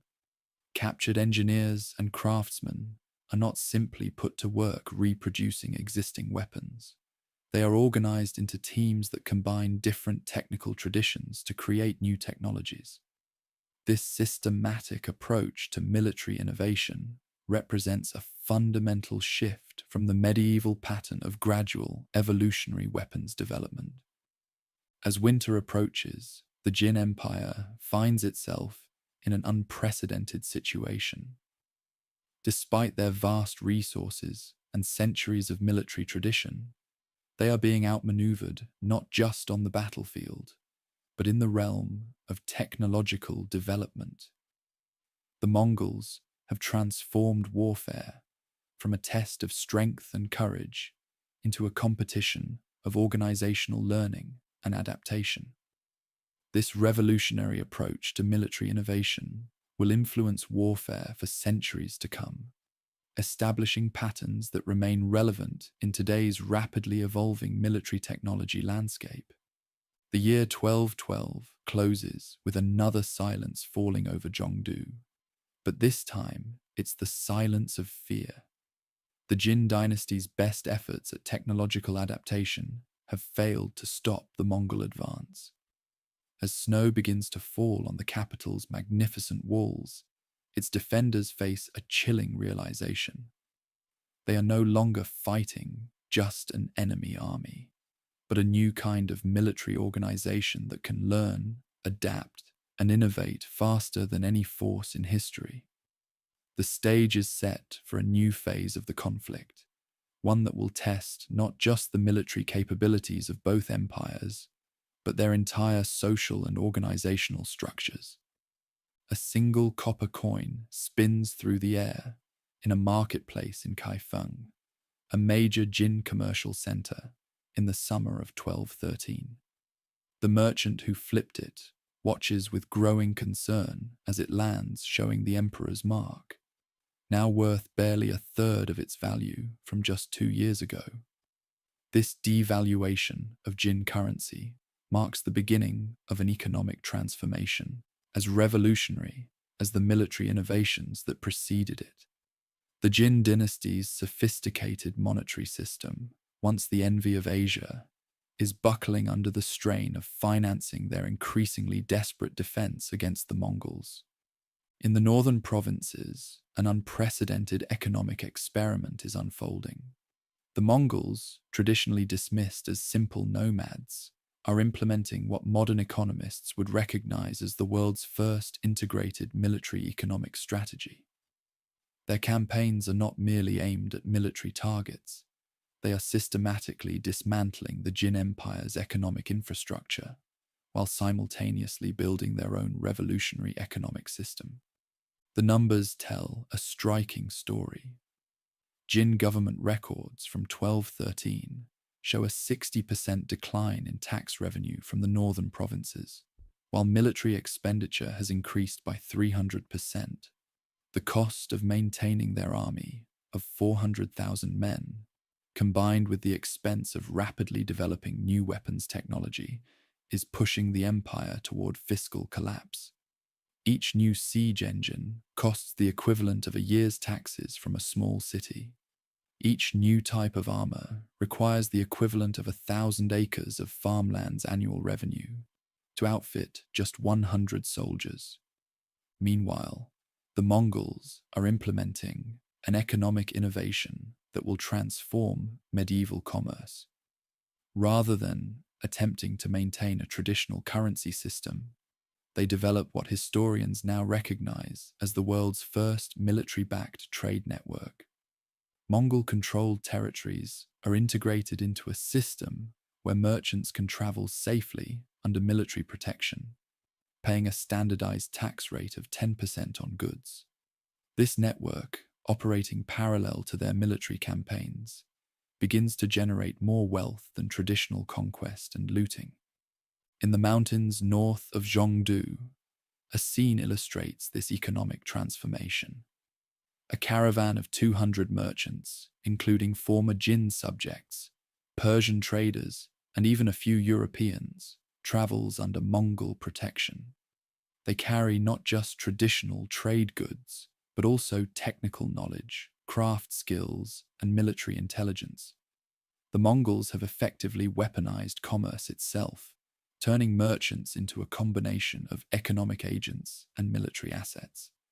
The Jin response to this economic warfare reveals both innovation and fatal conservatism. They attempt to establish what they call the new prosperity policy, introducing the world's first paper currency backed by silver reserves. This innovation, born of desperate necessity, briefly stabilizes their economy. However, the constant military pressure forces them to print more currency than their silver reserves can support, leading to history's first documented case of wartime hyperinflation. By mid-1213, the economic aspects of the conflict begin to overshadow pure military confrontation. The Mongols' systematic destruction of Jin grain storage facilities, combined with their disruption of traditional trade routes, creates cascading economic effects. In captured territories, they implement a new form of economic organization, the decimal system. Just as their military is organized in units of 10, 100, and 1,000, they reorganize economic activity along similar lines, creating standardized tax and administrative units that can be efficiently managed with minimal bureaucracy. The Jin capital's markets provide a vivid illustration of the changing economic reality. Luxury goods that once flowed freely through the empire's trade networks become increasingly scarce. The price of basic commodities rises dramatically. Records show that the cost of rice increases tenfold between 1211 and 1213. The sophisticated urban economy that had characterized Jin civilization begins to unravel as the empire's commercial networks are systematically dismantled. A crucial battle in late 1213 demonstrates the intersection of economic and military innovation. The Mongols lay siege to the wealthy city of Xijing, but rather than attempting to breach its formidable walls, they establish what modern analysts would call an economic exclusion zone. Their cavalry patrols interdict all trade within a 100-mile radius. Inside the city, the Jin commander watches helplessly as his sophisticated urban economy collapses. When the city finally falls after 3 months, the Mongols acquire not just its wealth, but its craftsmen, engineers, and merchants, who are quickly integrated into their growing economic network.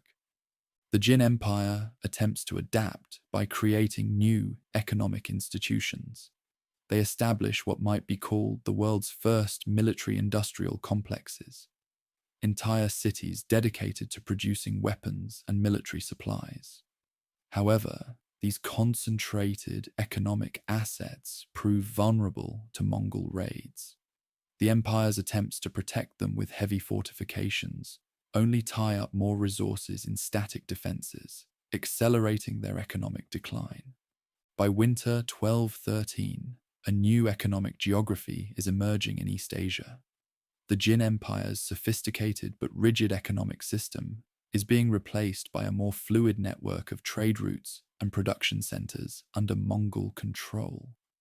This network, stretching from Korea to Central Asia, becomes the prototype for what historians will later call the Mongol Peace, a vast economic system that will eventually connect Europe with East Asia. The transformation carries profound implications for world history. The Mongols are not simply conquering territory. They are creating a new kind of economic space where goods, ideas, and technologies can flow more freely than ever before. Their military innovations are matched by economic ones: standardized weights and measures, protected trade routes, and a primitive form of international law that provides predictable rules for merchants. As 1213 draws to a close, the Jin Empire faces not just military defeat, but economic obsolescence. Their sophisticated but inflexible economic system, built on assumptions of stability and hierarchy, cannot compete with the Mongols' more dynamic and adaptive economic network. The stage is set for the next phase of the conflict, where the very nature of medieval economic organization will be transformed by the pressures of total war. A Jin scholar, standing amidst the smoking ruins of his academy in the spring of 1214, carefully wraps a collection of astronomical charts in oiled silk. These documents, representing centuries of Chinese celestial observations, will soon travel north along with their creator, not as plunder, but as part of a deliberate Mongol policy of knowledge acquisition. This scene, replicated thousands of times across Jin territory, marks the beginning of history's first systematic program of cultural and intellectual integration on a continental scale. The transformation of both societies accelerates during this phase of the conflict. Demographic data from surviving Jin census records reveals the scale of change. By 1214, an estimated 10% of the Jin Empire's educated elite have either voluntarily joined the Mongols or been forcibly relocated to Mongol-controlled territories. This mass movement of intellectual capital represents an unprecedented brain drain, affecting everything from administrative systems to technological development. In the Mongol camps, a remarkable experiment in cultural fusion is underway. Traditional nomadic traditions are being rapidly augmented by absorbed knowledge. Mongol commanders now carry sophisticated astronomical calculators, portable devices combining Chinese celestial mathematics with Central Asian engineering, allowing them to precisely time military operations with seasonal changes. These devices, accurate to within 0.5 degrees of arc, represent just one example of how the Mongols are synthesizing and improving upon conquered technologies. The Jin social structure, carefully maintained for generations through rigid hierarchical systems, begins to show unprecedented cracks.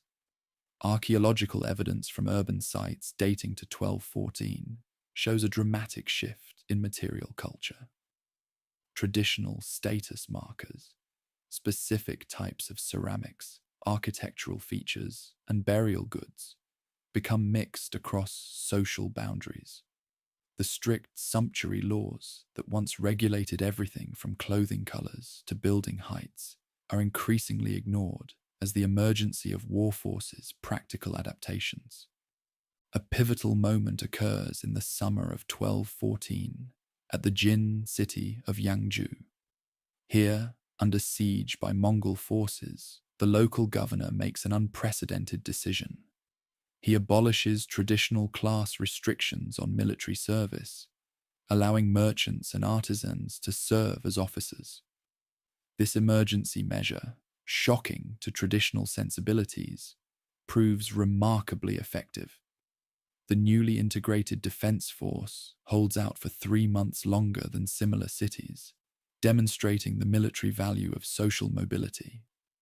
The Mongols, meanwhile, are developing what anthropologists now recognize as one of history's first truly meritocratic societies.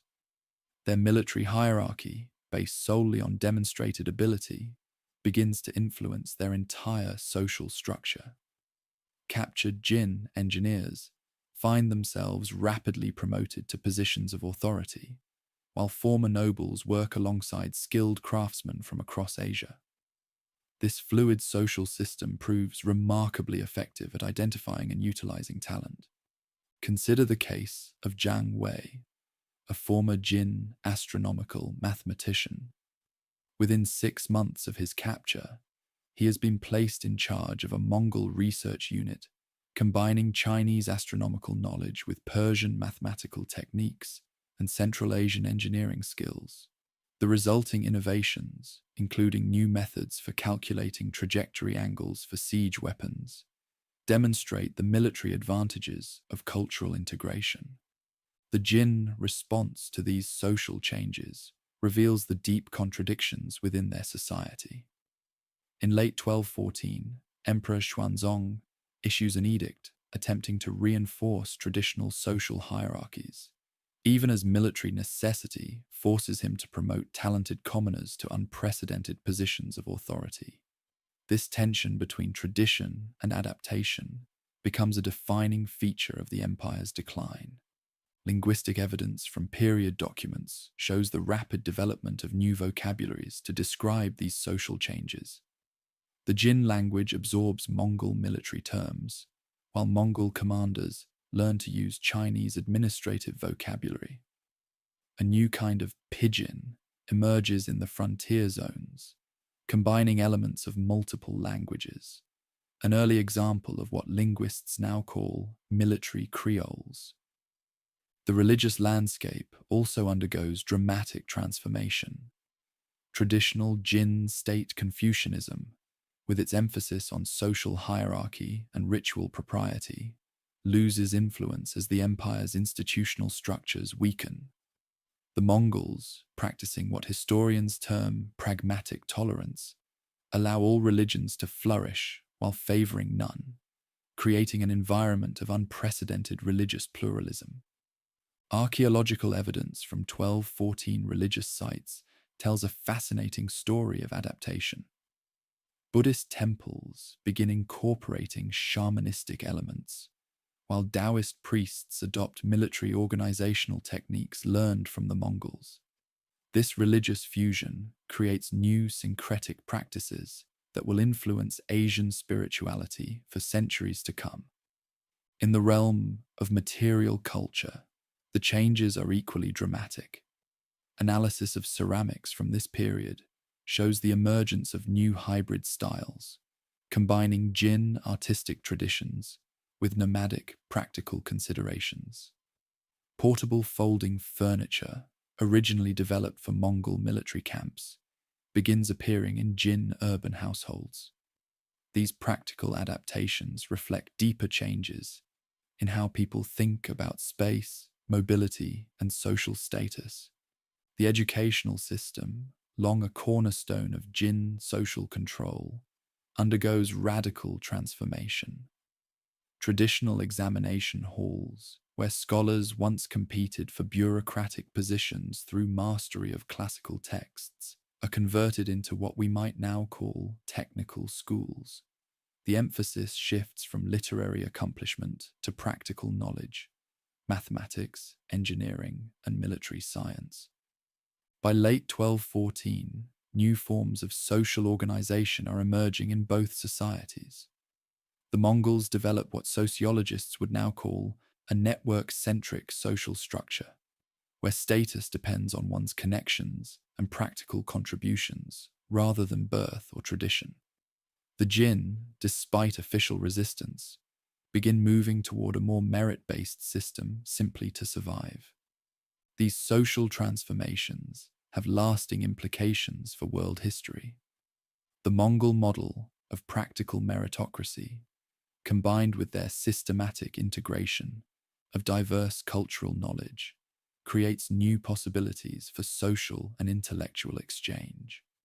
The breakdown of traditional Jin social hierarchies, though traumatic, opens the way for more flexible and adaptive social structures. As winter approaches in 1214, a new kind of society is emerging from the crucible of conflict. Neither purely nomadic nor traditionally settled, it combines elements of both while introducing innovations that will influence human social organization for centuries to come. The stage is set for the next phase of the war, where these social transformations will be tested against the harsh realities of survival in a world where all traditional certainties have been overthrown. A single page from a merchant's diary, preserved in the arid conditions of a cave temple near Datong, provides us with a remarkable window into the psychological landscape of 1215. The writer, a silk trader named Liu Chen, records an observation that captures the essence of this transformative period. Today, I saw a Jin princess bargaining for rice with a Mongol sergeant. She wore silk slippers, worn through at the soles. He calculated the price using an astronomical tool of pure gold. The world has turned upside down. This intimate glimpse into daily life reveals how the massive social and economic transformations of the Mongol-Jin War manifested in individual human experiences. Psychological studies of historical trauma suggest that societies under extreme stress often develop new adaptive behaviors within remarkably short timeframes. The year 1215 provides a fascinating case study of this phenomenon on an unprecedented scale. Population data from Jin census records indicates that approximately 60% of the urban population in northern territories has been displaced, creating what anthropologists term forced innovation communities. Groups of people from different social backgrounds thrown together by circumstance and necessity. In the refugee camps that spring up along the southern Jin frontier, an unprecedented social experiment unfolds. Traditional family structures, once rigidly hierarchical, begin to show remarkable flexibility. Archaeological evidence from these camps shows that living spaces are organized not by social class, but by practical skill sets. A former court astrologer might share quarters with a blacksmith, their combined knowledge increasing their survival chances. This reorganization of social space reflects deeper changes in how people conceptualize status and value. The psychological impact on the Mongol forces is equally profound. Surviving documents from their military administrators show a systematic effort to understand and adapt to settled urban life. A Mongol officer's report from the captured city of Zhongdu contains detailed observations about urban sanitation systems, architectural principles, and social organization. These reports reveal not just military intelligence gathering, but a genuine attempt to comprehend and synthesize different ways of life. Climate data from dendrochronological studies indicates that 1215 experienced unusually harsh weather conditions, with summer temperatures averaging 2.5 degrees Celsius below normal. This environmental stress acts as a multiplier on social transformations. In the Jin territories, traditional agricultural practices prove insufficient, leading to the rapid adoption of Mongol techniques for weather prediction and crop management. The hunger for practical knowledge literally becomes a matter of survival. A pivotal moment occurs in the autumn of 1215 at the Jin city of Kaifeng. Here, facing severe food shortages, the population spontaneously reorganizes itself into what sociologists would now recognize as a prototype of collective resource management. Traditional neighborhood associations transform into efficiency-maximizing units, combining the Jin bureaucratic tradition with Mongol-inspired military organization. This hybrid system proves so effective that it survives long after the war, influencing Chinese urban organization for centuries. The psychological transformation of warfare itself becomes evident in military records from this period.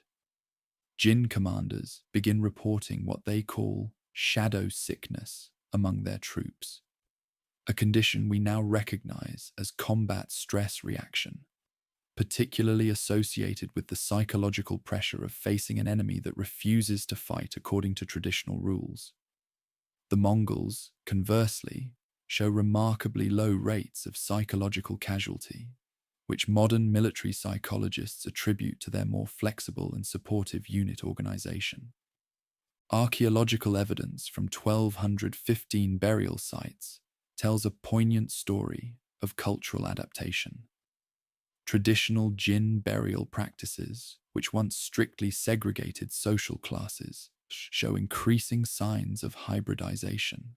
Grave goods include combinations of items that would have been unthinkable a few years earlier. A nobleman buried with Mongol riding equipment, a merchant's wife with military honors. These changes in death rituals reflect deeper transformations in how people understand their place in a rapidly changing world. The human capacity for adaptation reveals itself in unexpected ways. Linguistic analysis of documents from this period shows the emergence of new emotional vocabularies. The Jin language develops new terms for psychological states that had no previous need for expression. Words meaning adaptable mind and change strength enter common usage, reflecting the population's struggle to process their transforming world. Personal accounts from both sides of the conflict reveal remarkable instances of individual adaptation. A Jin scholar, forced to flee his burning library, begins recording oral histories of Mongol military techniques, creating what he calls a practical book that combines traditional Chinese philosophical principles with nomadic warfare wisdom. A Mongol cavalry officer learns Chinese mathematics to improve his unit's archery accuracy, developing new techniques that combine nomadic hunting traditions with sophisticated trajectory calculations. The role of women undergoes significant transformation during this period. Under the pressure of survival, traditional gender restrictions begin to break down. Archaeological evidence from urban sites shows women taking on roles previously reserved for men, particularly in craft production and commerce. The Mongols, already more egalitarian in their gender relations, accelerate this trend by actively recruiting talented individuals regardless of gender. Medical records from 1215 provide insight into the biological impact of these social changes. Jin physicians begin documenting new patterns of illness they attribute to the stress of rapid social transformation. However, they also record unprecedented innovations in treatment, as medical knowledge from different traditions combines under pressure. The result is the emergence of new healing practices that blend Chinese, Mongol, and Central Asian techniques. The psychological impact on children proves particularly significant. Educational materials from this period show a radical shift in what young people are expected to learn. Traditional Jin education, focused on literary classics and moral principles, gives way to more practical instruction. Young people are taught multiple languages, basic military skills, and adaptive thinking, creating what one observer calls children of the New World. As winter approaches in 1215, the human landscape has been transformed as profoundly as the political one. People on both sides of the conflict have been forced to develop new psychological and social tools to survive in a world where all traditional certainties have been undermined. The result is the emergence of what anthropologists would now call adaptive resilience, the ability to maintain core identity while radically changing in response to new circumstances. These human transformations will have lasting implications for world history. The breakdown of traditional psychological and social barriers, though traumatic, creates new possibilities for human development and interaction. The synthesis of different ways of knowing and being in the world establishes patterns that will influence human society for centuries to come. A curious device sits on a wooden table in a captured Jin fortress in the spring of 1216. At first glance, it appears to be a standard Chinese water clock, but closer inspection reveals something revolutionary. Mongol cavalry signals inscribed around its rim, Persian mathematical notations on its base, and Central Asian metallurgical techniques in its construction. This single artifact, recently discovered by archaeologists, encapsulates a remarkable moment in human history, the birth of what scholars now call the medieval technical revolution, where the pressure of warfare catalyzed an unprecedented fusion of knowledge systems. The year 1216 marks a turning point in the technological history of warfare. In the makeshift workshops that follow the Mongol armies, craftsmen from a dozen different traditions work side by side, creating hybrid technologies that would have been impossible in isolation.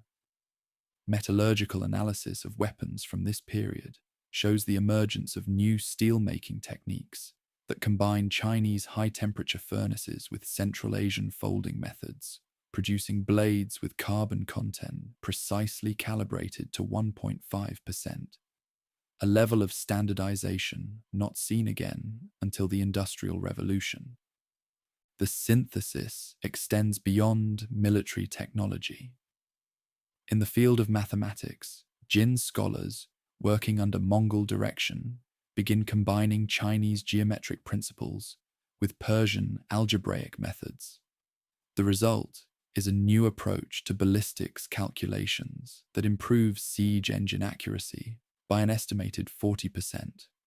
These mathematical innovations spread rapidly through the Mongol military education system, creating what one historian calls the world's first standardized technical curriculum. Climate data from tree ring studies indicates that 1216 saw severe drought conditions across northern China, with rainfall 60% below normal levels. This environmental stress drives innovation in water management. Mongol military engineers, faced with the challenge of maintaining large armies in arid conditions, begin combining Jin irrigation techniques with Central Asian well drilling methods. The resulting water management systems prove so effective that their basic principles continue to influence modern desert agriculture. A breakthrough moment occurs in the summer of 1216 at the siege of Tengzhou. Here, Mongol forces debut what military historians consider the first integrated combined arms system in history. Traditional Mongol cavalry tactics are synchronized with Jin siege technology and Persian flame weapons through a sophisticated command and control system that combines elements from all three military traditions. The siege succeeds in just 18 days, compared to the usual 3 to 4 months for a city of similar size. The pace of innovation accelerates as the year progresses. Archaeological evidence from military camps shows the development of new composite materials combining organic and inorganic components in ways not previously documented.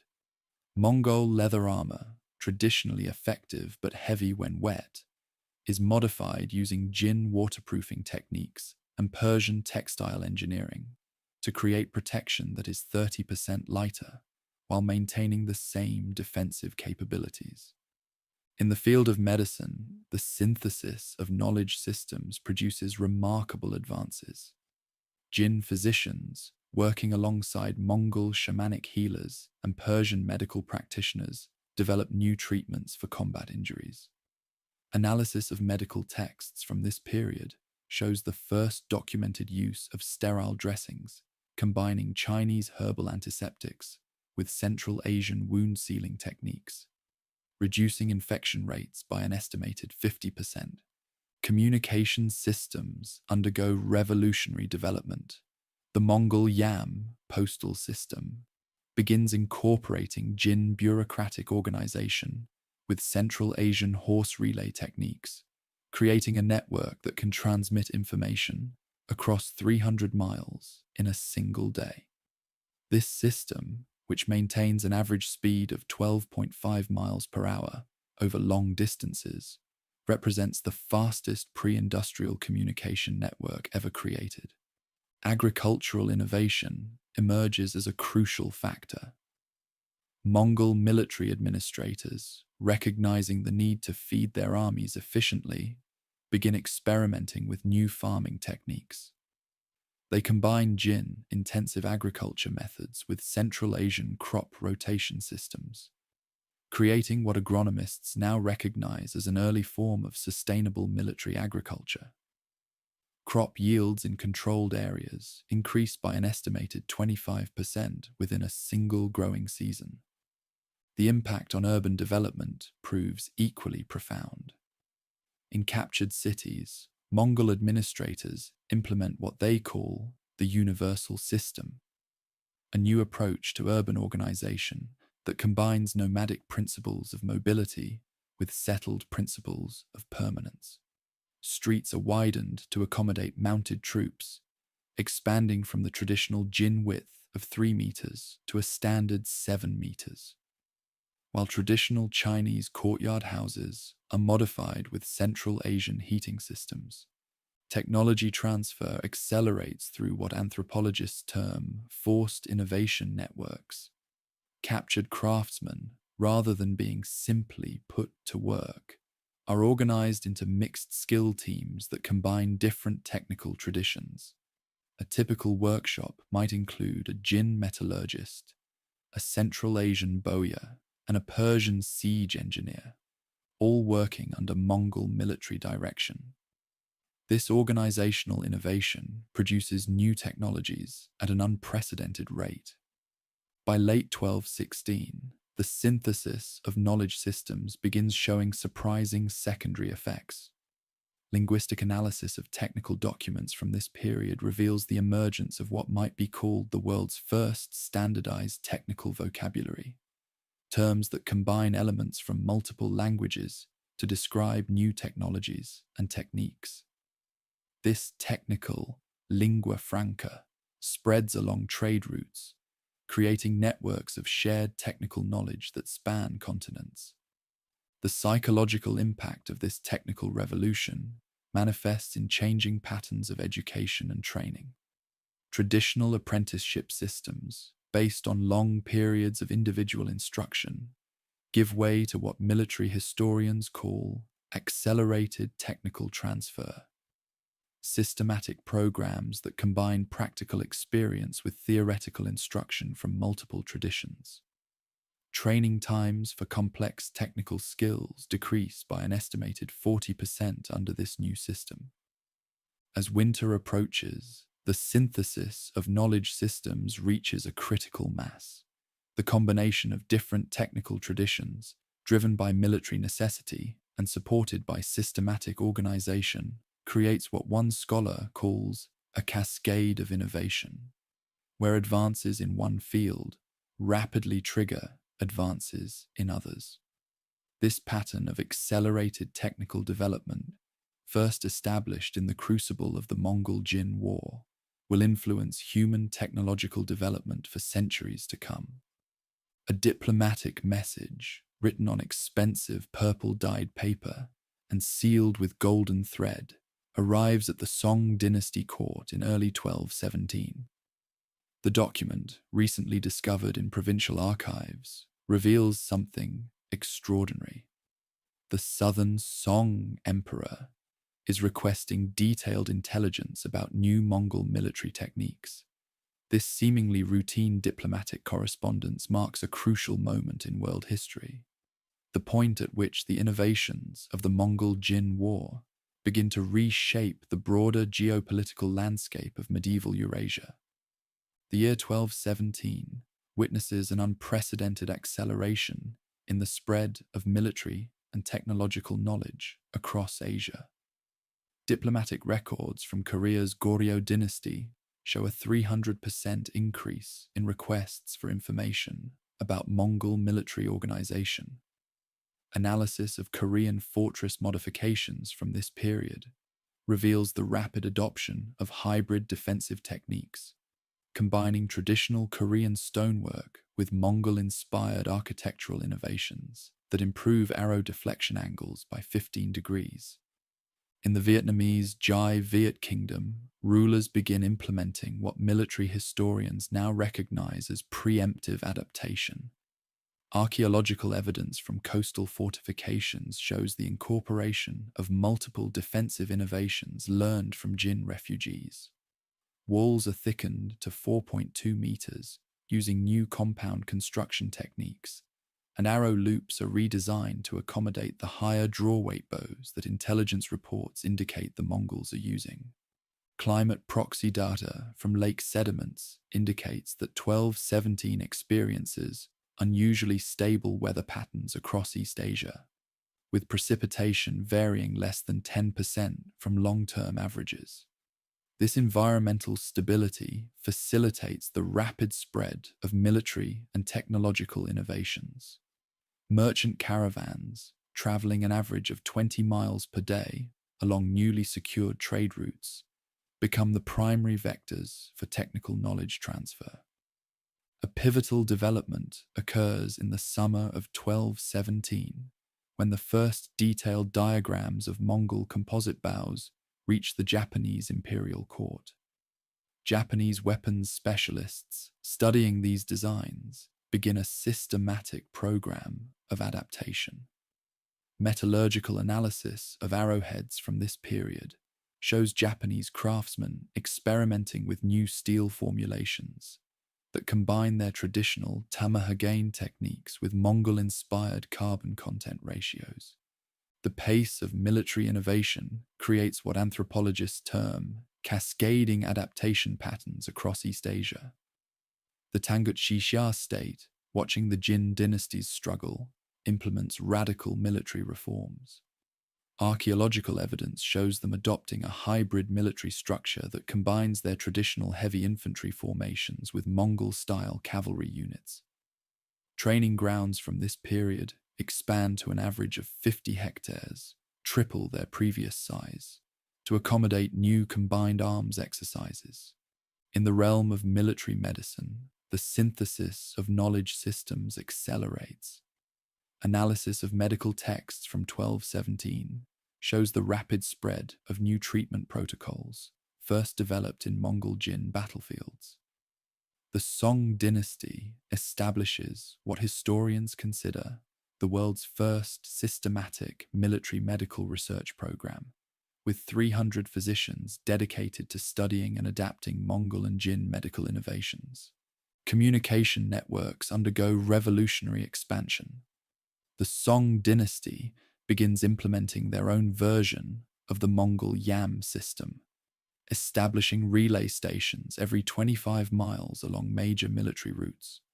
Speed tests conducted by Song military administrators show message transmission rates reaching 200 miles per day, slower than the Mongol original, but still revolutionary by medieval standards.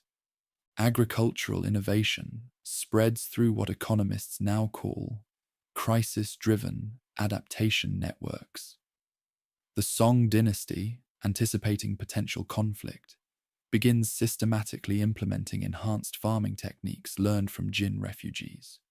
Crop rotation systems are modified to increase military grain reserves, with agricultural records showing yield improvements of 20 to 30% in designated military supply regions. Technical education undergoes radical transformation across East Asia. The Song dynasty establishes what historians consider the world's first dedicated military technology institutes, with an estimated 500 students studying captured Mongol and Jin equipment. Analysis of curriculum documents shows a new emphasis on practical experimentation over traditional theoretical study, with student projects focusing on replicating and improving observed innovations. By late 1217, the ripple effects reach as far as Southeast Asia. The Khmer Empire, based in modern Cambodia, begins incorporating northern military innovations into their famous temple fortress complexes. Archaeological evidence shows new angular battlements designed to deflect projectiles more effectively, with wall geometry modified to create overlapping fields of fire for defending archers. The psychological impact of these changes manifests in what sociologists call anticipatory adaptation syndrome. Ruling elites across East Asia, watching the Jin Dynasty's struggle, begin implementing preemptive reforms in their own societies. Traditional power structures are modified to increase military effectiveness, with ancient aristocracies reluctantly giving way to more merit-based systems of advancement. As winter approaches, the transformation of East Asian military and political systems reaches a critical threshold. The innovations born in the crucible of the Mongol-Jin War are no longer isolated phenomena, but have become catalysts for systematic change across the region. Political leaders from Korea to Southeast Asia now recognize that they face a choice: adapt to the new military and technological realities, or risk eventual defeat. These regional transformations will have lasting implications for world history. The rapid spread of military and technological innovations, driven by the existential threat of Mongol expansion, creates new networks of knowledge exchange that transcend traditional political and cultural boundaries. The result is an early form of what modern scholars would call technological globalization. The rapid diffusion of innovations across political and geographic barriers under pressure of necessity. In a remote monastery in the Caucasus Mountains, a monk carefully copies an unusual manuscript in the spring of 1218. The document contains detailed drawings of Mongol siege engines, accompanied by Arabic annotations and Chinese mathematical formulae. This remarkable artifact, discovered in 2012, provides concrete evidence of how military innovations from the Mongol-Jin War began spreading westward, crossing cultural and geographic boundaries with unprecedented speed. The manuscript's hybrid nature, combining Eastern technical knowledge with Western analytical methods, marks the beginning of what historians now recognize as the first wave of medieval globalization. The year 1218 witnesses an extraordinary acceleration in the transmission of technical knowledge across Eurasia. Merchant records from the Silk Road show a 400% increase in the transport of technical documents and specialized tools. Analysis of caravan manifests reveals a new category of traded goods: technical expertise itself, with skilled craftsmen and engineers commanding premium prices as they move between emerging centers of innovation.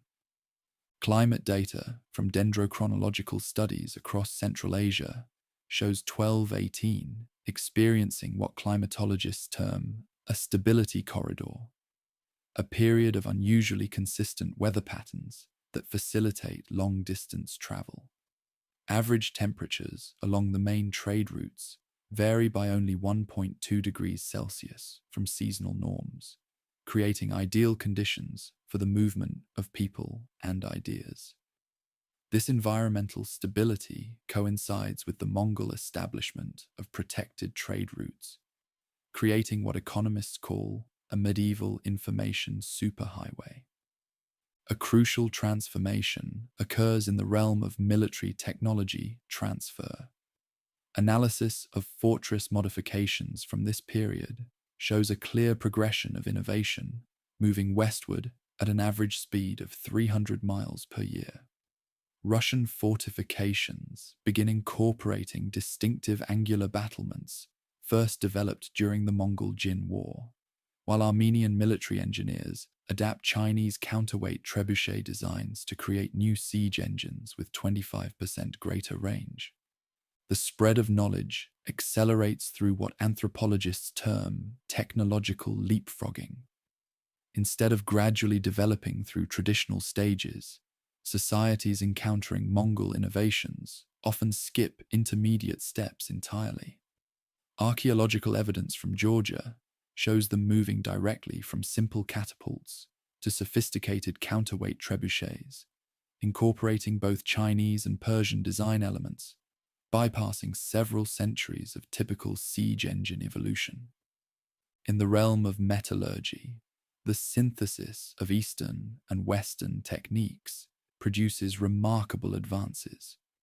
Analysis of sword blades from 1218 shows the emergence of new steelmaking methods that combine Chinese high-temperature furnaces with Middle Eastern folding techniques. The resulting weapons show unprecedented consistency in carbon content, varying by less than 0.1% across samples, a level of standardization not achieved again until the 18th century. Communication systems undergo revolutionary development as Mongol innovations interact with existing networks. The Georgian kingdom adapts the Yam system to their mountainous terrain, creating what historians consider the world's first integrated mountain communication network. Signal stations, positioned at average intervals of 15 miles, achieve message transmission speeds of 150 miles per day across some of the world's most challenging terrain. Agricultural knowledge spreads through what botanists call adaptive radiation. Crop varieties developed under military pressure during the Mongol-Jin War begin appearing in fields thousands of miles from their origin. Genetic analysis of wheat samples from medieval Russian sites shows the presence of drought-resistant strains first developed in northern China, suggesting organized agricultural knowledge transfer across vast distances. The psychological impact of these innovations manifests in changing patterns of technical education. Monastic records from Armenia show the establishment of new teaching methodologies that combine practical demonstration with theoretical instruction, a direct adaptation of Mongol military training techniques. Training times for complex technical skills decrease by an estimated 35% under these new systems. A pivotal moment occurs in late 1218, when Arab astronomers received detailed Chinese astronomical calculations through Mongol diplomatic channels. This knowledge transfer leads to the development of new navigational techniques that combine Chinese mathematical precision with Middle Eastern observational methods. The resulting improvements in astronomical navigation increase the accuracy of latitude calculations by 20%. The diffusion of military technology creates what archaeologists term innovation horizons, distinct layers in the archaeological record where multiple societies show simultaneous adoption of new technologies. Analysis of arrowhead designs from 1218 shows nearly identical modifications appearing simultaneously at sites separated by thousands of miles, suggesting organized knowledge transfer rather than independent invention. By winter 1218, the process of technical globalization reaches a critical threshold. The innovations born in the Mongol-Jin War are no longer merely spreading. They are being actively synthesized with local knowledge to create new technologies. This process of technological hybridization accelerates as different societies contribute their own expertise to the growing pool of shared technical knowledge. The impact on trade networks proves equally profound. Analysis of trade goods from this period shows the emergence of what economists call technology-driven commodity chains. Specialized materials required for new military technologies create new trade routes and markets. The demand for high-carbon steel, composite bow materials, and precision engineering tools establishes new patterns of international trade that will persist for centuries. These global transformations have lasting implications for world history. The rapid spread of military and technological innovations, combined with the establishment of protected trade routes, creates new possibilities for human development and interaction. The synthesis of different technical traditions establishes patterns of knowledge exchange that will influence human society well into the modern era. A team of engineers at the Massachusetts Institute of Technology makes an unexpected discovery in 2024 while studying medieval military logistics. Their computer analysis of Mongol supply chain patterns from 1219 reveals an algorithm for network optimization that matches modern military distribution systems with 94% efficiency. This finding illuminates a startling truth. The innovations catalyzed by the Mongol Jin War didn't just transform their own time. They established patterns of technological and social development that continue to shape our world today. The final year of our examination, 1219, sees the crystallization of changes that will influence human civilization for centuries to come. Archaeological evidence from this period shows the emergence of what complexity theorists call stable innovation networks, self-sustaining systems of knowledge exchange that persist even after their original military purpose fades. Analysis of trade routes from 1219 reveals a pattern of interconnected innovation hubs spanning 4,000 miles from Korea to the Caspian Sea.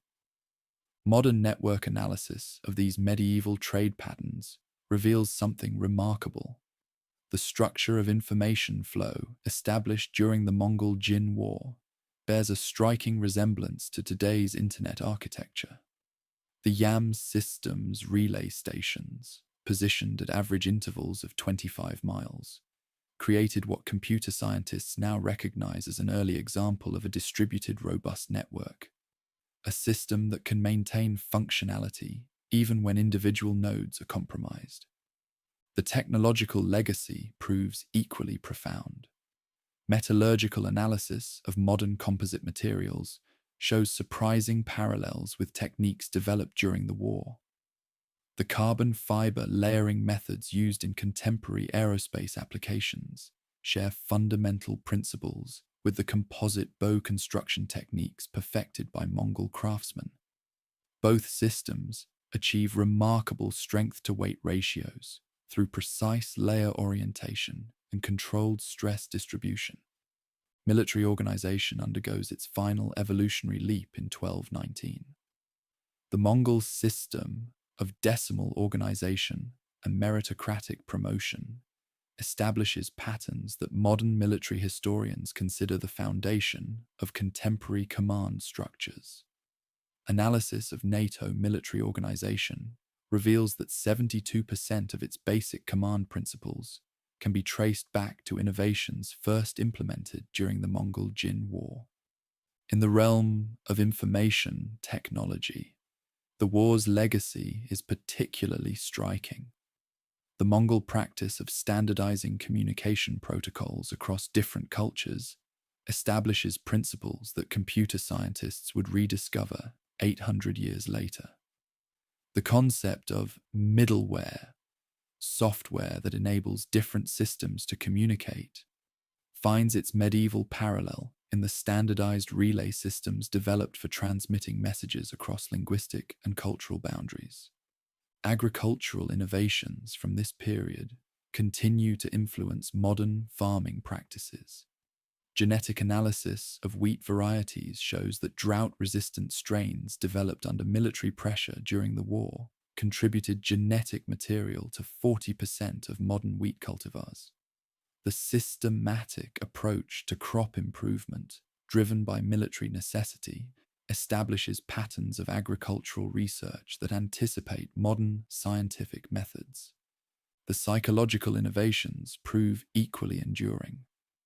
Modern organizational psychologists find that the Mongol approach to stress management and unit cohesion anticipates contemporary best practices by centuries.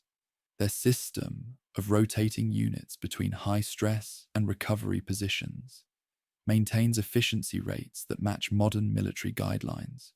with performance degradation rates of only 15% during extended campaigns. A crucial development in 1219 is the emergence of what economists term innovation ecosystems. The network of technical knowledge exchange created during the war becomes self-sustaining, with innovations in one field catalyzing advances in others. This pattern of interconnected development anticipates modern technological clusters like Silicon Valley, where proximity and interaction accelerate innovation. The impact on urban development sets patterns that persist into modern city planning. Analysis of medieval city modifications from 1219 shows the implementation of grid systems and standardized street widths that optimize military movement. These same principles of urban flow management are reflected in modern traffic engineering, with comparable efficiency metrics for managing large population movements. Modern medical practices show surprising connections to innovations from this period. The Mongol system of forward medical units and rapid casualty evacuation establishes principles that combat medicine would rediscover during World War II. Their practice of standardizing treatment protocols across different medical traditions anticipates modern evidence-based medicine by centuries. The war's influence on educational methods remains relevant today. The Mongol approach to accelerated technical training, combining practical experience with theoretical instruction, bears striking similarities to modern flipped classroom and experiential learning techniques. Studies show that their methods achieved knowledge retention rates comparable to contemporary best practices. Climate science reveals another enduring legacy. The systematic weather observation systems developed for military planning during the war established methods of data collection that modern climatologists still find valuable. Tree ring and lake sediment data from this period provide crucial baseline measurements for current climate change studies. As we conclude our examination of this pivotal conflict, modern data analysis reveals its true significance. The Mongol-Jin War didn't just reshape medieval Asia, it established patterns of technological development, knowledge exchange, and social adaptation that continue to influence human civilization. The innovations born in this medieval crucible anticipate many of our modern solutions to organizational, technical, and social challenges.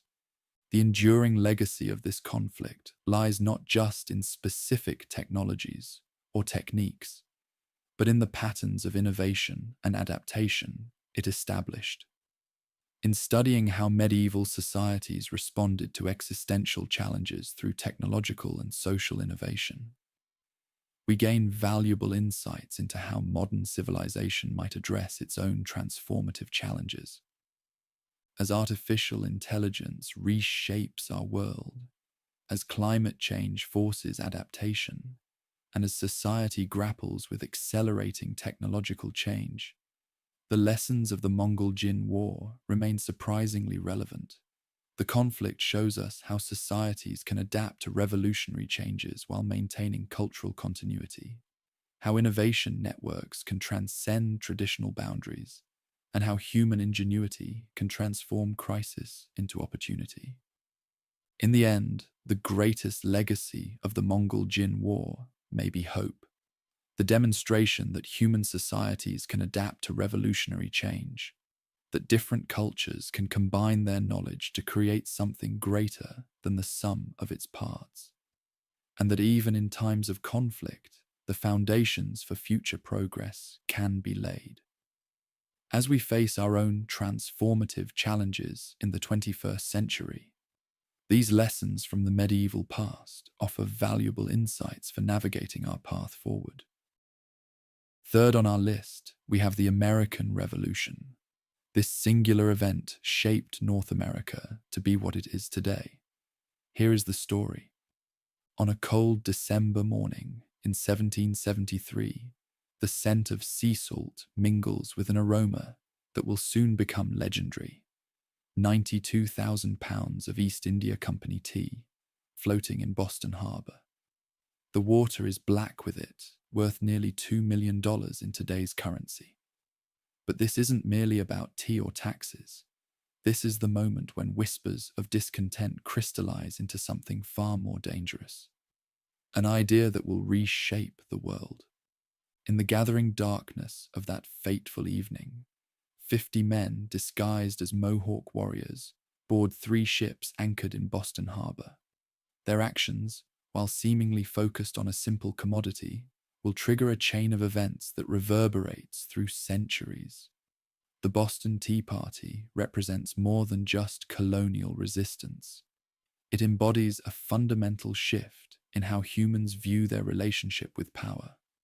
But to understand this pivotal moment, we must first step back 2 decades earlier, to 1754. The British Empire stands at the height of its power, controlling territory spanning 1/4 of the globe.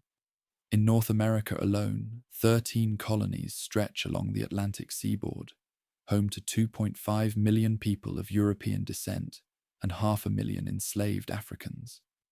These colonies operate under a system of salutary neglect, where Britain maintains loose control over colonial affairs, allowing for significant local autonomy.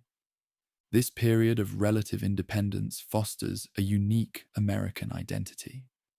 Colonial assemblies develop their own political traditions, while merchants establish complex trade networks that often bypass British regulations.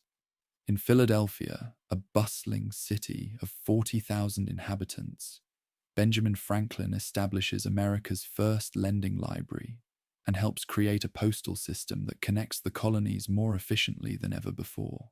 This infrastructure of independence, both physical and intellectual, lays the groundwork for what's to come. The catalyst for change arrives with the French and Indian War, 1754 to 1763. This conflict, part of the larger 7 Years' War, transforms the political landscape of North America. Britain emerges victorious, but at a staggering cost. The national debt nearly doubles to £122 million, equivalent to roughly $22 billion today. The Crown's solution to this financial crisis will prove to be its greatest miscalculation. In 1764, Parliament passes the Sugar Act, the first in a series of revenue-generating measures aimed at the colonies. Unlike previous trade regulations, this act is explicitly designed to raise money rather than regulate commerce. The distinction might seem subtle, but to colonists who have developed their own understanding of political rights, it represents a fundamental breach of trust. The political temperature begins to rise. In colonial assemblies and taverns alike, a new language of rights emerges. Words like representation, consent, and liberty take on explosive new meanings. James Otis Jr., a brilliant young lawyer from Massachusetts, articulates what many are beginning to feel. In a fiery speech against the writs of assistance, general search warrants, he declares, "Taxation without representation is tyranny." The phrase spreads like wildfire through the colonies, becoming a rallying cry for those who see Britain's actions as an overreach of power. The intellectual foundations of resistance are further strengthened by the circulation of political treatises. John Locke's 2 Treatises of Government, published nearly a century earlier, finds new relevance. His arguments about natural rights and the social contract provide a theoretical framework for colonial grievances. In the coffeehouses of Boston and the salons of Philadelphia, these ideas are debated and refined, creating a sophisticated political discourse that will ultimately justify revolution. By 1765, the situation reaches a critical point with the passage of the Stamp Act. This direct tax on printed materials affects everyone from newspaper publishers to legal clerks. The response is immediate and unprecedented. The Stamp Act Congress, meeting in New York, represents the first organized colonial response to British policy. 9 colonies send delegates, establishing a precedent for united action that will prove crucial in the years ahead. In a small print shop in Boston, a group of artisans and traders gather under the leadership of Samuel Adams. They call themselves the Sons of Liberty, but to British authorities, they are nothing less than insurrectionists. Their methods, from public demonstrations to carefully orchestrated resistance, will create a template for revolutionary movements for centuries to come. The resistance to the Stamp Act introduces new forms of political action. Women organize boycotts of British goods, forming groups like the Daughters of Liberty. They promote domestic manufacturing, holding spinning bees, where they produce homespun cloth to replace British textiles. This economic resistance demonstrates how revolutionary ideas are beginning to transform everyday life. The repeal of the Stamp Act in 1766 brings temporary relief, but it comes with a warning sign: the Declaratory Act, which asserts Parliament's right to legislate for the colonies in all cases whatsoever. This contradiction between practical concession and theoretical authority encapsulates the fundamental tension that will ultimately lead to revolution. As the 1760s draw to a close, both sides become increasingly entrenched in their positions. The colonies develop parallel institutions of governance, committees of correspondence that share information and coordinate resistance, while British authorities respond with increasingly harsh measures. The stage is set for a confrontation that will change not just America, but the very nature of political authority in the modern world. The tea floating in Boston Harbor represented more than just a commodity. It was the physical manifestation of a system that was about to be challenged in ways that would reshape our understanding of government, liberty, and human rights. The seeds of revolution, planted in the fertile soil of colonial discontent, are about to bloom into something that will forever change the course of human history. The morning of April 19th, 1775, dawns crisp and clear in Lexington, Massachusetts. The air temperature hovers around 39 degrees Fahrenheit as 700 British regulars march toward the town green. They seek to seize a cache of weapons and arrest revolutionary leaders. But what they find instead are 77 Minutemen standing in formation. A shot rings out, its source still debated by historians, and the world changes forever. 8 Americans lie dead on Lexington Green, the first casualties in what will become a global struggle for independence. The events at Lexington and Concord represent more than just the opening salvos of war. They mark the moment when theoretical resistance transforms into armed rebellion. By nightfall, nearly 15,000 militiamen from across New England converge on Boston, surrounding the city and trapping the British garrison. This spontaneous mobilization demonstrates the colony's capacity for coordinated action, a capability that will prove crucial in the years ahead. The Second Continental Congress convenes in Philadelphia against this backdrop of escalating violence. The delegates face an unprecedented challenge, transforming a loose coalition of colonies into a unified fighting force. On June 14th, 1775, they establish the Continental Army, selecting Virginia delegate George Washington as commander-in-chief. Washington's appointment reflects careful political calculation. Choosing a Southerner to lead a predominantly New England army helps cement interstate cooperation. The summer of 1775 brings the war's first major battle at Bunker Hill. Though technically a British victory, the engagement reveals shocking vulnerabilities in British military supremacy. The Redcoats suffer 1,054 casualties compared to the Americans' 450.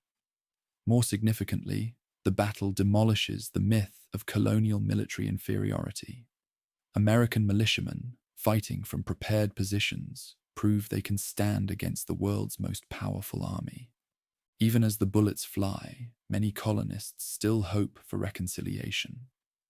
The Continental Congress sends King George III the Olive Branch Petition, expressing loyalty while pleading for redress of grievances. The king's response arrives in August, a proclamation of rebellion, declaring the colonies in open revolt.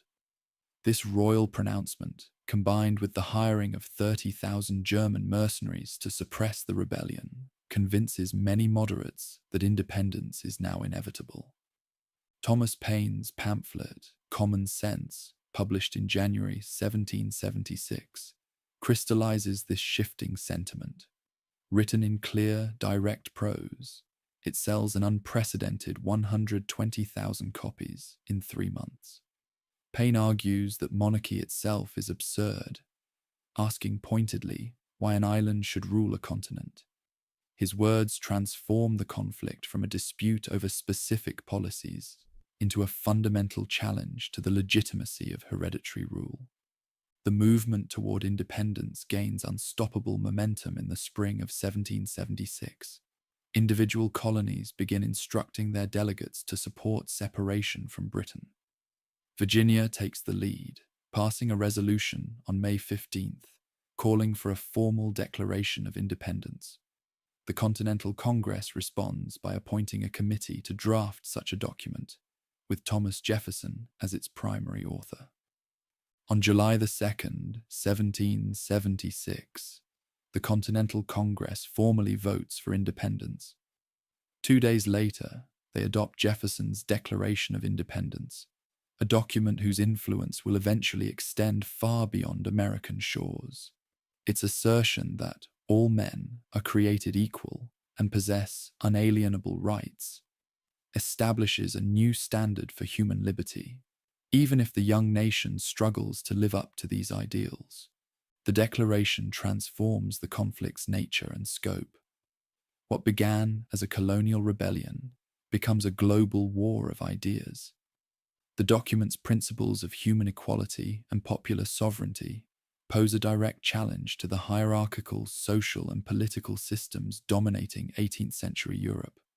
From France to Poland, Enlightenment thinkers and political reformers study the American example with intense interest. Military realities, however, remain daunting. The British Army, occupying New York, numbers 32,000 professional soldiers, supported by the world's most powerful navy. Against them, Washington commands roughly 20,000 poorly equipped troops, many lacking basic necessities like shoes and gunpowder.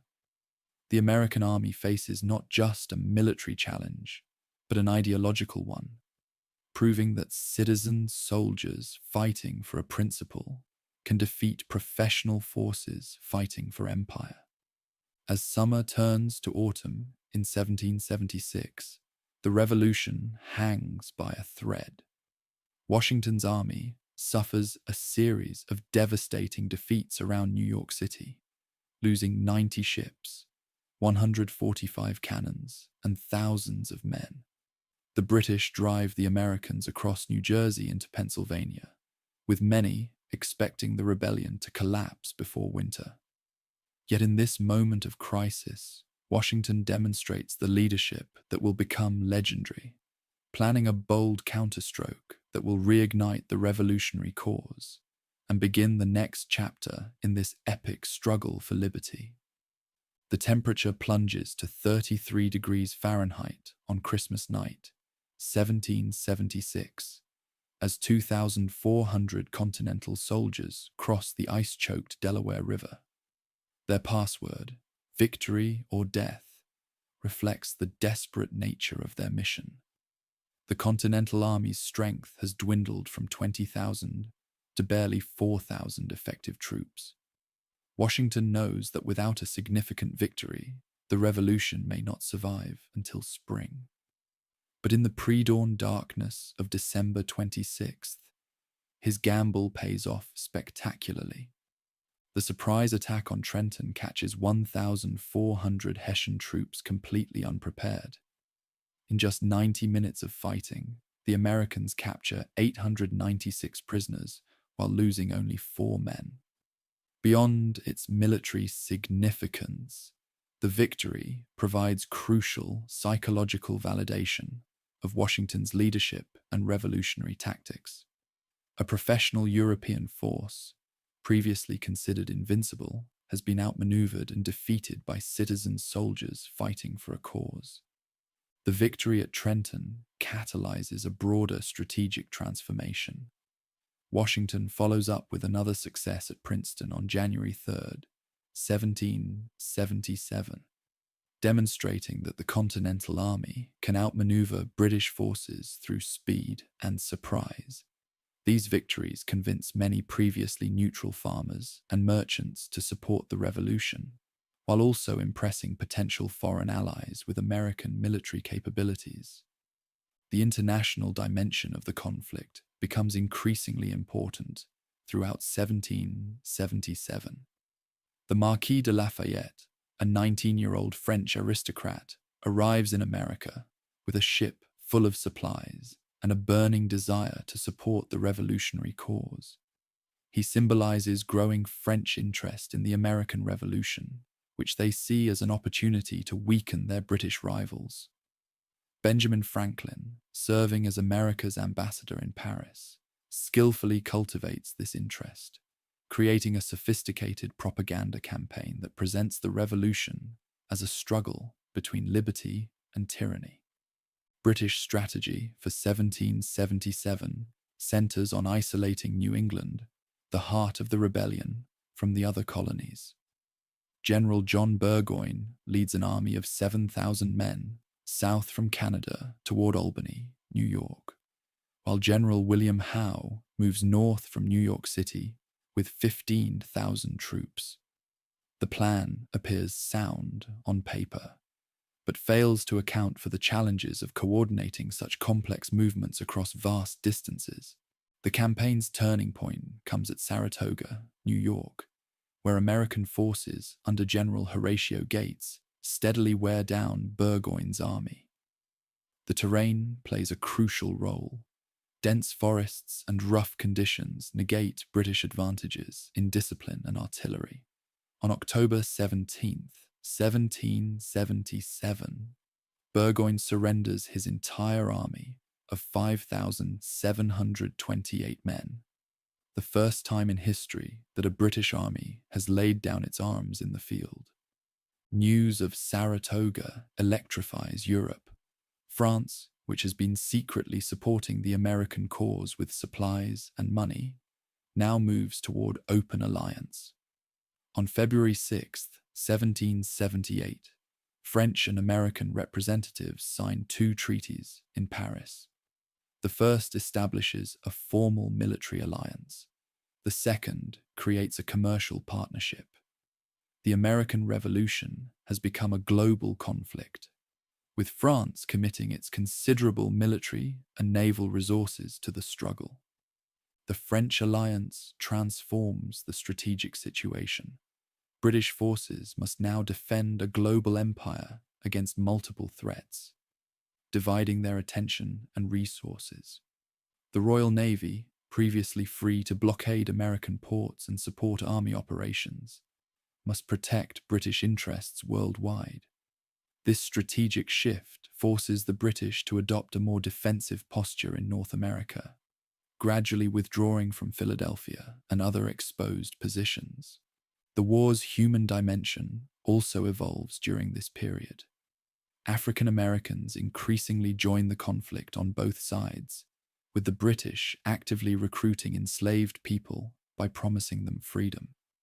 The Ethiopian Regiment, formed in Virginia by Lord Dunmore, demonstrates the complex ways in which the revolution intersects with the institution of slavery. Native American nations also make strategic choices, with the Iroquois Confederacy splitting as different nations support opposing sides. The Continental Army undergoes its own transformation at Valley Forge, during the winter of 1777 to 1778. Despite severe hardships, 2,500 men die from disease and exposure. The army emerges as a more professional fighting force. Baron Friedrich von Steuben, a Prussian military officer, implements a rigorous training program that standardizes drill procedures and tactical movements. His work transforms the Continental Army from a collection of local militias into a unified professional military force capable of standing toe-to-toe with European regulars. By the spring of 1778, the revolution has reached a new phase. What began as a colonial rebellion has become a world war, drawing in Europe's major powers and reshaping global politics. The American cause, though still far from assured, now has international legitimacy and support. As Washington leads his reinforced and retrained army out of Valley Forge, the balance of power has shifted decisively. The question is no longer whether America can survive, but how its eventual victory will reshape the world order. The summer of 1778 brings suffocating heat to the Carolina backcountry, where the temperature routinely exceeds 90 degrees Fahrenheit. But the real heat comes from the intensifying conflict between patriots and loyalists. The British Army's new southern strategy transforms this region into a crucible of civil war, where neighbor fights neighbor and traditional battle lines blur into a complex web of partisan warfare that will reshape military doctrine for centuries to come. British strategists have identified the South as potentially fertile ground for their cause. Their intelligence suggests that 50% of the southern population remains loyal to the crown, compared to only 20% in New England. The region's plantation economy, dependent on slavery and international trade, seems particularly vulnerable to disruption. Moreover, the vast distances between southern settlements appear to favor British naval mobility over American interior lines of communication. General Henry Clinton, the new British commander-in-chief, launches this southern offensive in December 1778. His forces quickly capture Savannah, Georgia, demonstrating the vulnerability of American coastal positions to British naval power. The fall of Savannah creates a strategic foothold from which British forces can project power throughout the region, threatening Charleston, South Carolina, the largest city in the American South with a population of 12,000.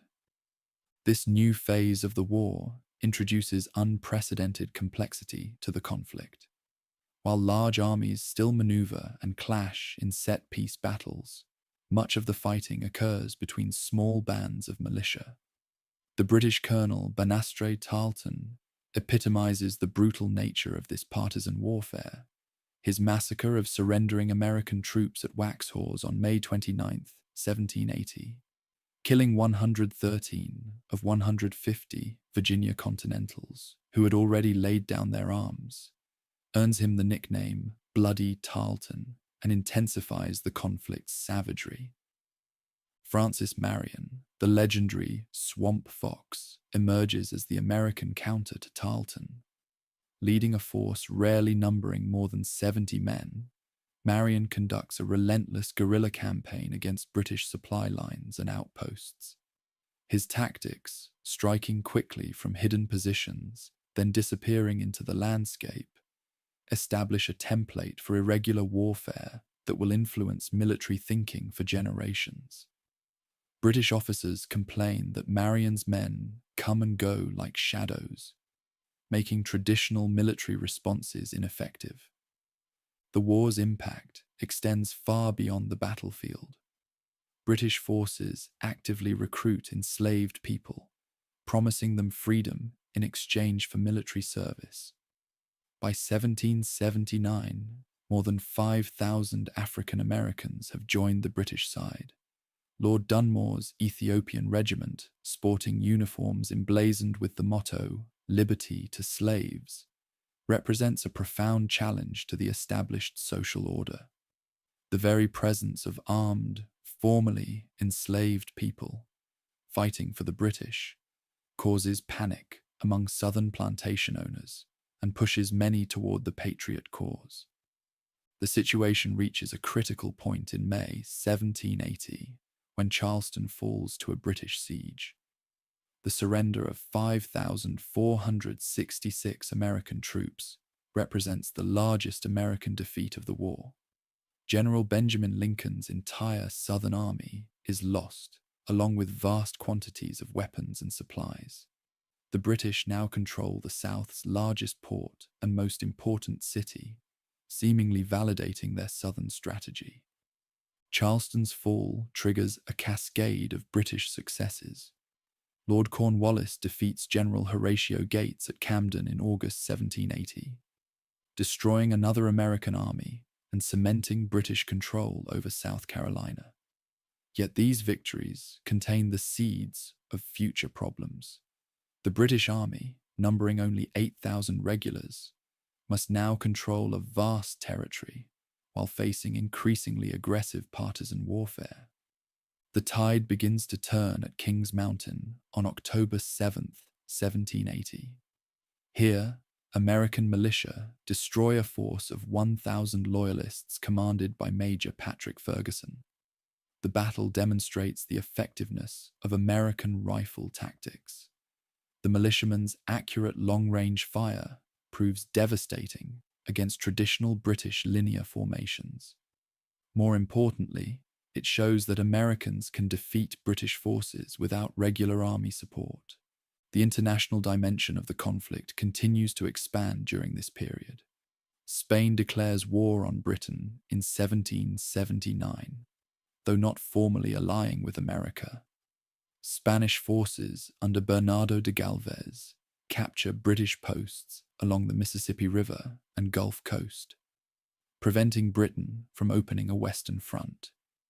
Meanwhile, the League of Armed Neutrality, formed by Russia in 1780, protects neutral shipping from British interference, effectively internationalizing opposition to British naval power. In the north, the war enters a strategic stalemate. Neither side can achieve decisive victory, as French naval power neutralizes British advantages at sea. Washington maintains pressure on New York, forcing the British to keep substantial forces there, while smaller operations continue throughout the frontier. The focus increasingly shifts to the European and Caribbean theaters, where French and Spanish forces challenge British control of lucrative sugar islands. By the end of 1780, the American Revolution has evolved into a truly global conflict. The outcome will determine not just American independence, but the balance of power in Europe and the future of colonial empires worldwide. As the war enters its decisive phase, both sides recognize that events in the American South may well determine the fate of a continent. Dawn breaks over the Cowpens battlefield on January 17, 1781, as American General Daniel Morgan implements one of the most brilliant tactical plans in military history. His force of 1,000 men faces Benestra Tarleton's feared British Legion of 1,100 troops. Morgan's masterpiece of battlefield psychology will transform a patch of South Carolina grazing land into the site of a pivotal American victory that revolutionizes military thinking about citizen soldiers' capabilities. Morgan's deployment reflects deep understanding of both his troops and terrain. He places his forces in 3 lines: skirmishers in front, militia in the middle, and Continental regulars on high ground to the rear. The plan exploits the British tendency to underestimate American militia while maximizing his troops' strengths. When Tarleton's forces charge forward, the militia fire 2 volleys and retreat as planned, drawing the British into a deadly trap. The resulting American victory destroys nearly all of Tarleton's infantry, 110 British dead, 830 captured, compared to just 12 American deaths. The Battle of Cowpens marks a crucial turning point in the Southern Campaign. Beyond its immediate tactical success, it demonstrates the potential of combining militia and continental forces in innovative ways. The victory also begins a sequence of events that will ultimately lead to Yorktown and American independence. Lord Cornwallis, enraged by the defeat, burns his heavy baggage and supplies to pursue Morgan's force more quickly, a decision that will have fateful consequences. This pursuit evolves into the Race to the Dan, a strategic masterpiece orchestrated by American General Nathaniel Greene. For 2 weeks, Greene's army stays just ahead of Cornwallis's forces, covering 240 miles through winter storms and swollen rivers. The campaign demonstrates the Americans' growing tactical sophistication. Greene splits his force to move more quickly, uses cavalry to screen his movements, and expertly exploits local geography. By the time Greene crosses the Dan River into Virginia on February 14th, Cornwallis's army is exhausted and far from its supply lines. The war's naval dimension becomes increasingly crucial during this period. The French fleet, commanded by Admiral de Grasse, achieves temporary control of the Chesapeake Bay, a development that will prove decisive. The fleet's 28 ships of the line represent the largest French naval force yet deployed to American waters. This maritime superiority allows the Allies to isolate and defeat British forces in a way previously impossible. Meanwhile, the Revolution's global impact continues to expand. The Dutch Republic joins the war against Britain in December 1780, making the conflict truly worldwide. Dutch financial and naval power further strains British resources, while their Caribbean island of St. Eustatius serves as a crucial supply hub for the American cause. The British capture of St. Eustatius in February 1781 yields an enormous haul of military supplies, but also demonstrates how the Revolution has transformed Atlantic commerce. In Virginia, the 23-year-old Marquis de Lafayette conducts a brilliant campaign against British forces.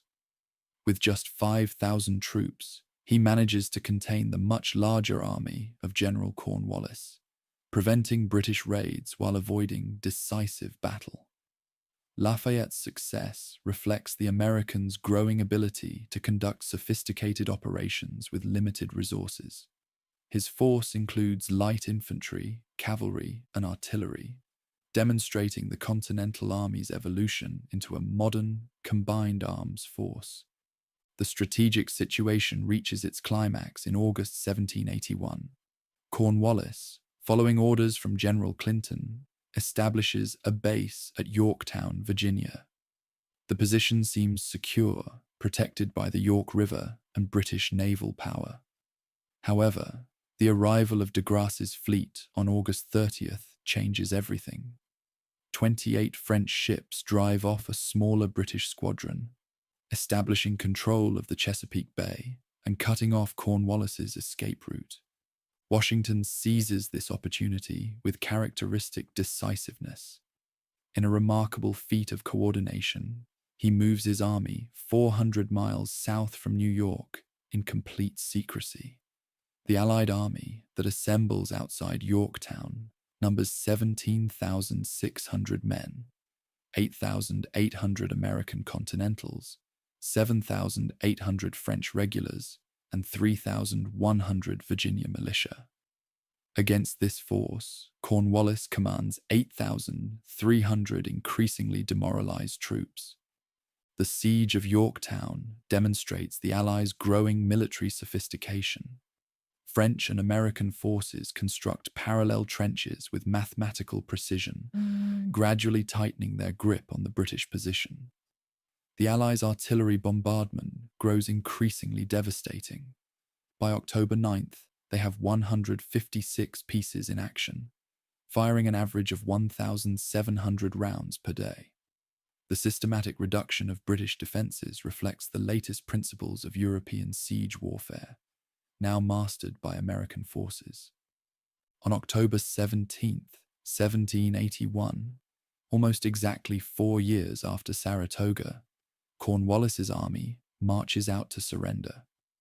The ceremony takes place in a field outside Yorktown, where 7,087 British troops lay down their arms while their band plays "The World Turned Upside Down." The surrender effectively ends major military operations in North America, though fighting continues in other theatres for another year.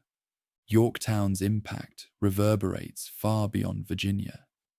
News of the surrender reaches London on November 25th, prompting a political crisis that eventually brings down Lord North's government. The defeat convinces Britain's political leadership that continuing the war is futile, setting the stage for peace negotiations that will redraw the map of North America and establish new principles of international relations. In a cramped room in Paris, 3 American negotiators face a mathematical puzzle that will shape the future of North America.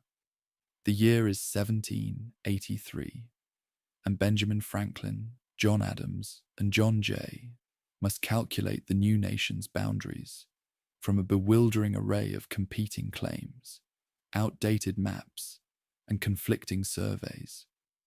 The territory they're discussing spans approximately 531,000 square miles, more than twice the size of France, yet many of its interior regions remain largely unexplored by European cartographers. The Paris peace negotiations represent just one facet of the monumental task facing the young United States. Military victory has secured independence, but now comes the more complex challenge of transforming revolutionary ideals into functional governance. The American experiment faces immediate challenges: a national debt of $43 million, 13 sovereign states with often conflicting interests, and a central government operating under the inadequate Articles of Confederation. The financial situation proves particularly dire. The Continental Congress has printed $241.6 million in paper currency during the war, leading to devastating inflation. By 1781, the continental dollar has depreciated to 1/168th of its original value. A popular saying of the time, "not worth a continental," reflects public loss of confidence in the national government's financial management. The situation is so severe that army officers at Newburgh, New York, contemplate mutiny in 1783 over years of unpaid wages. This crisis reveals the Articles of Confederation's fundamental weaknesses. The central government lacks power to regulate commerce, levy taxes, or enforce treaties.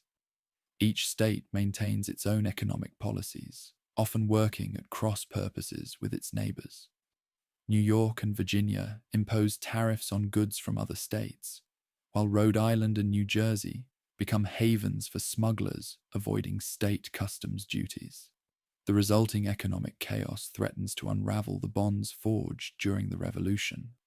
Yet amid these challenges, remarkable innovations emerge. The Northwest Ordinance of 1787 establishes a systematic approach to territorial expansion and new state formation. The ordinance prohibits slavery in the territory north of the Ohio River, approximately 265,878 square miles, and requires new states to maintain republican forms of government. This framework will guide American expansion for generations, establishing principles of equal statehood and ordered liberty. The period also witnesses unprecedented social experimentation. Vermont abolishes slavery in its 1777 Constitution, while Pennsylvania begins gradual emancipation in 1780. Massachusetts courts effectively end slavery in 1783 through interpretation of the state constitution's declaration that all men are born free and equal. These state-level initiatives demonstrate how revolutionary principles of liberty continue evolving after military victory. The Constitutional Convention of 1787 emerges from this crucible of crisis and innovation. 55 delegates, representing all states except Rhode Island, gather in Philadelphia from May to September.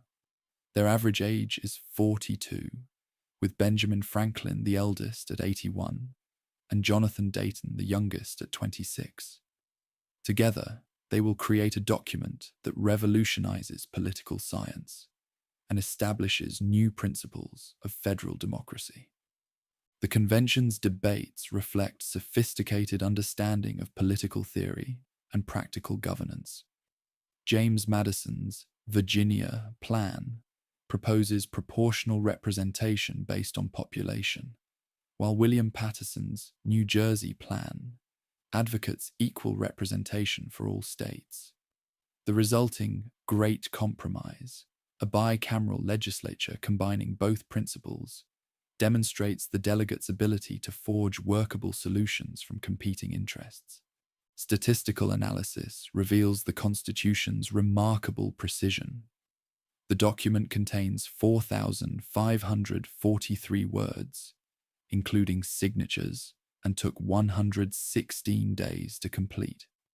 Its 7 articles and subsequent Bill of Rights establish a complex system of checks and balances, designed to prevent both tyranny and mob rule.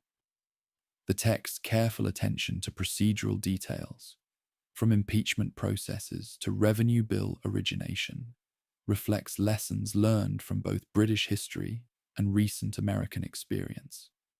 The ratification debates of 1787 to 1788 transform American political culture. The Federalist Papers, comprising 85 essays totaling approximately 175,000 words, represent the period's most sophisticated analysis of Republican government. Their arguments about faction, representation, and federal power draw on historical examples from ancient Greece to modern Europe, creating a new vocabulary for discussing democratic governance. Implementation of the new constitution demonstrates both its strengths and limitations. The first presidential election in 1788 to 89 sees 69 electors unanimously choose George Washington, who will lead a nation of approximately 3.9 million people. The first Congress faces immediate challenges, establishing federal courts, creating executive departments, and drafting the Bill of Rights. 10 amendments totaling 474 words that will profoundly shape American liberty. The revolutionary period concludes with America positioned for unprecedented growth. The census of 1790 records a population expanding westward at approximately 8 miles per year. The new nation's economy shows signs of recovery, with exports reaching £20 million by 1795. Yet challenges remain. Relations with Native American nations, the unresolved question of slavery, and the ongoing challenge of balancing state and federal power. The American Revolution has succeeded in creating a new nation. Now begins the perpetual task of perfecting its union. A mysterious package arrives in Paris in the spring of 1789. Inside, carefully wrapped in oilcloth, lies a copy of the United States Constitution, sent to the Marquis de Lafayette by Thomas Jefferson. Within months, this document will help inspire the French Declaration of the Rights of Man and of the Citizen, transforming the principles of the American Revolution into a universal manifesto for human liberty. The connection illustrates how revolutionary ideas, once unleashed, refuse to respect national boundaries. The American Revolution's impact on France proves particularly profound. French participation in the war has added 1.3 billion livres to their national debt, equivalent to approximately $30 billion today. This financial crisis catalyzes existing social and political tensions. French officers returning from America, including Lafayette, bring back more than just military experience. They carry revolutionary ideals about natural rights, constitutional government, and popular sovereignty. These concepts find fertile ground in French society, where Enlightenment philosophy has already prepared the intellectual terrain for radical change. The revolution's influence spreads far beyond France. In Haiti, enslaved people and free people of color draw inspiration from American independence. The Declaration of Independence's assertion that all men are created equal resonates particularly strongly in a society built on racial hierarchy.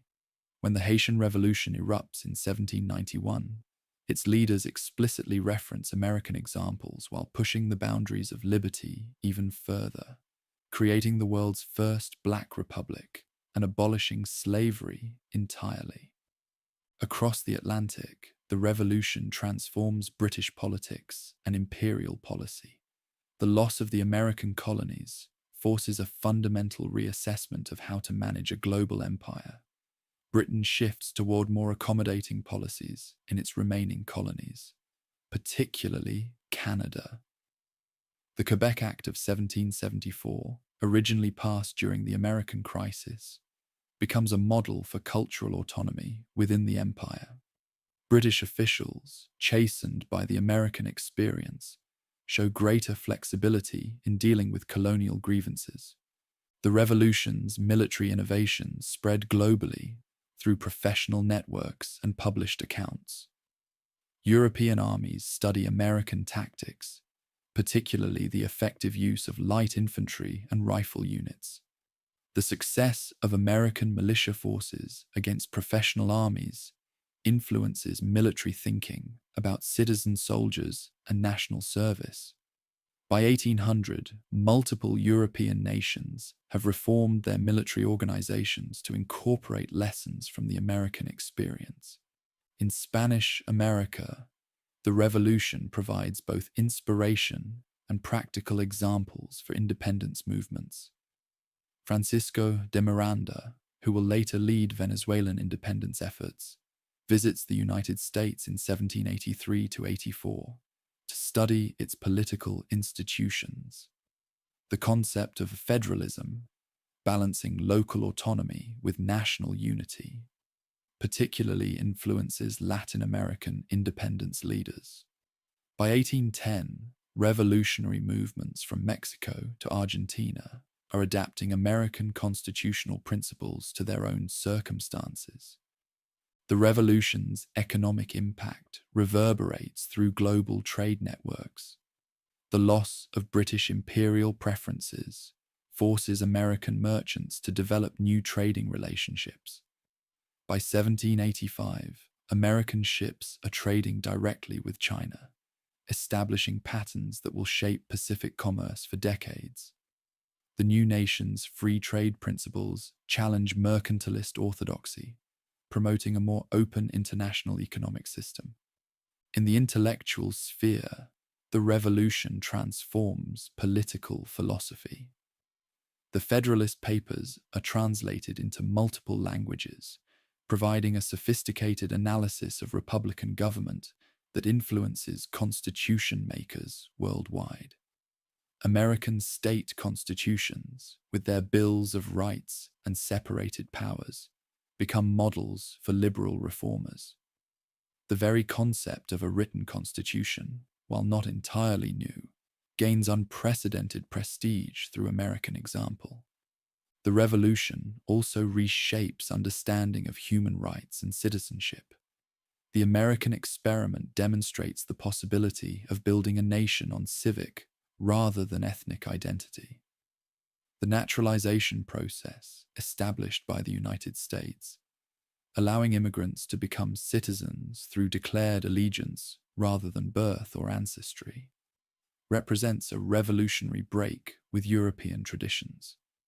By 1800, approximately 85,000 new citizens have been naturalized through this process. The revolution's impact extends to indigenous peoples far beyond American borders. British officials in India study the American experience to avoid similar colonial rebellions. Native American diplomatic practices, particularly the Iroquois Confederacy's federal system, influence thinking about political organization in both Europe and America. The revolution thus creates complex ripple effects among colonized peoples worldwide. Scientific and technological innovation also feel the revolution's influence. The American Philosophical Society, led by Benjamin Franklin, establishes new models for international scientific cooperation. American agricultural innovations, particularly in wheat cultivation and food preservation, spread globally through scientific networks. The revolution's emphasis on practical knowledge and improvement influences educational systems worldwide. By 1800, the American Revolution has established new paradigms for political change. Its success demonstrates that colonial independence is possible, that written constitutions can effectively organize government, and that republican principles can work on a large scale.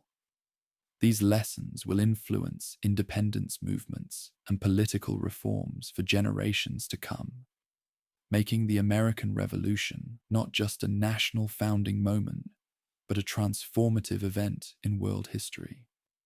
A leather-bound book sits on a Massachusetts farmhouse table in 1790. Inside, a woman's careful handwriting records household expenses, crop yields, and, surprisingly, detailed political observations. This simple account book reveals a revolutionary transformation. Women increasingly participating in public discourse, managing businesses, and questioning traditional social hierarchies. The American Revolution has unleashed changes that extend far beyond political independence, reshaping fundamental aspects of daily life and social organization. The revolution's impact on gender roles proves particularly significant. During the war, approximately 56% of women manage farms, businesses, and households in their husband's absence. This practical experience of independence combines with revolutionary rhetoric about natural rights to fuel new questions about women's status. By 1787, New Jersey's state constitution explicitly permits property-owning women to vote, the first such provision in modern history. Though this right will be rescinded in 1807, it demonstrates how revolutionary principles challenge traditional gender restrictions. Education undergoes dramatic transformation during this period. Before the revolution, only about 10% of colonial women can sign their names. By 1800, female literacy rates in New England reach approximately 48%. This educational expansion reflects both practical needs. Republican mothers must raise informed citizens, and deeper ideological shifts about human capability and social progress. Benjamin Rush's 1787 proposal for female academies articulates a new vision of education that will influence American society for generations. Religious life experiences equally profound changes. The revolution's emphasis on individual rights and conscience accelerates existing trends toward religious pluralism. Virginia's 1786 Statute for Religious Freedom, authored by Thomas Jefferson, establishes a new model for church-state separation. By 1800, the United States has approximately 2,500 distinct congregations, spanning dozens of denominations, a level of religious diversity unprecedented in Western society. Economic relationships transform as traditional patterns of deference and patronage give way to more contractual arrangements. Apprenticeship declines sharply. In Philadelphia, the number of registered apprentices drops from 836 in 1771 to just 409 in 1781. Young workers increasingly prefer wage labor, viewing traditional apprenticeships as incompatible with revolutionary principles of personal independence. This shift fundamentally alters how Americans understand work and social obligation. The revolution particularly impacts African American communities. Approximately 5,000 black soldiers serve in the Continental Army, while thousands more support the British forces. Their military service challenges racial prejudices and strengthens arguments for emancipation. Northern states gradually abolish slavery, Pennsylvania in 1780, Massachusetts through judicial decision in 1783, Connecticut and Rhode Island by 1785, 1784. By 1800, approximately 36,505 free African Americans live in the northern states, forming communities that will become centers of abolitionist activism. Native American societies face dramatic upheaval. The revolution fractures traditional diplomatic relationships as different nations align with opposing sides. The Iroquois Confederacy splits for the first time in over 200 years. By 1783, approximately 5,000 Iroquois refugees have fled to British Canada, establishing new communities that maintain traditional governance while adapting to changed circumstances. The experience demonstrates both the revolution's destructive power and indigenous peoples' resilience. Material culture reflects these social transformations. Consumer behavior shifts dramatically as Americans boycott British goods and develop domestic industries. Women's spinning bees produce approximately 2.3 million yards of homespun cloth by 1780. These practical actions carry powerful symbolic meaning. Choosing American-made goods becomes a statement of political identity. By 1790, approximately 65% of urban households own at least one piece of American-manufactured furniture, compared to just 15% in 1770. Language and communication patterns evolved to reflect new social realities.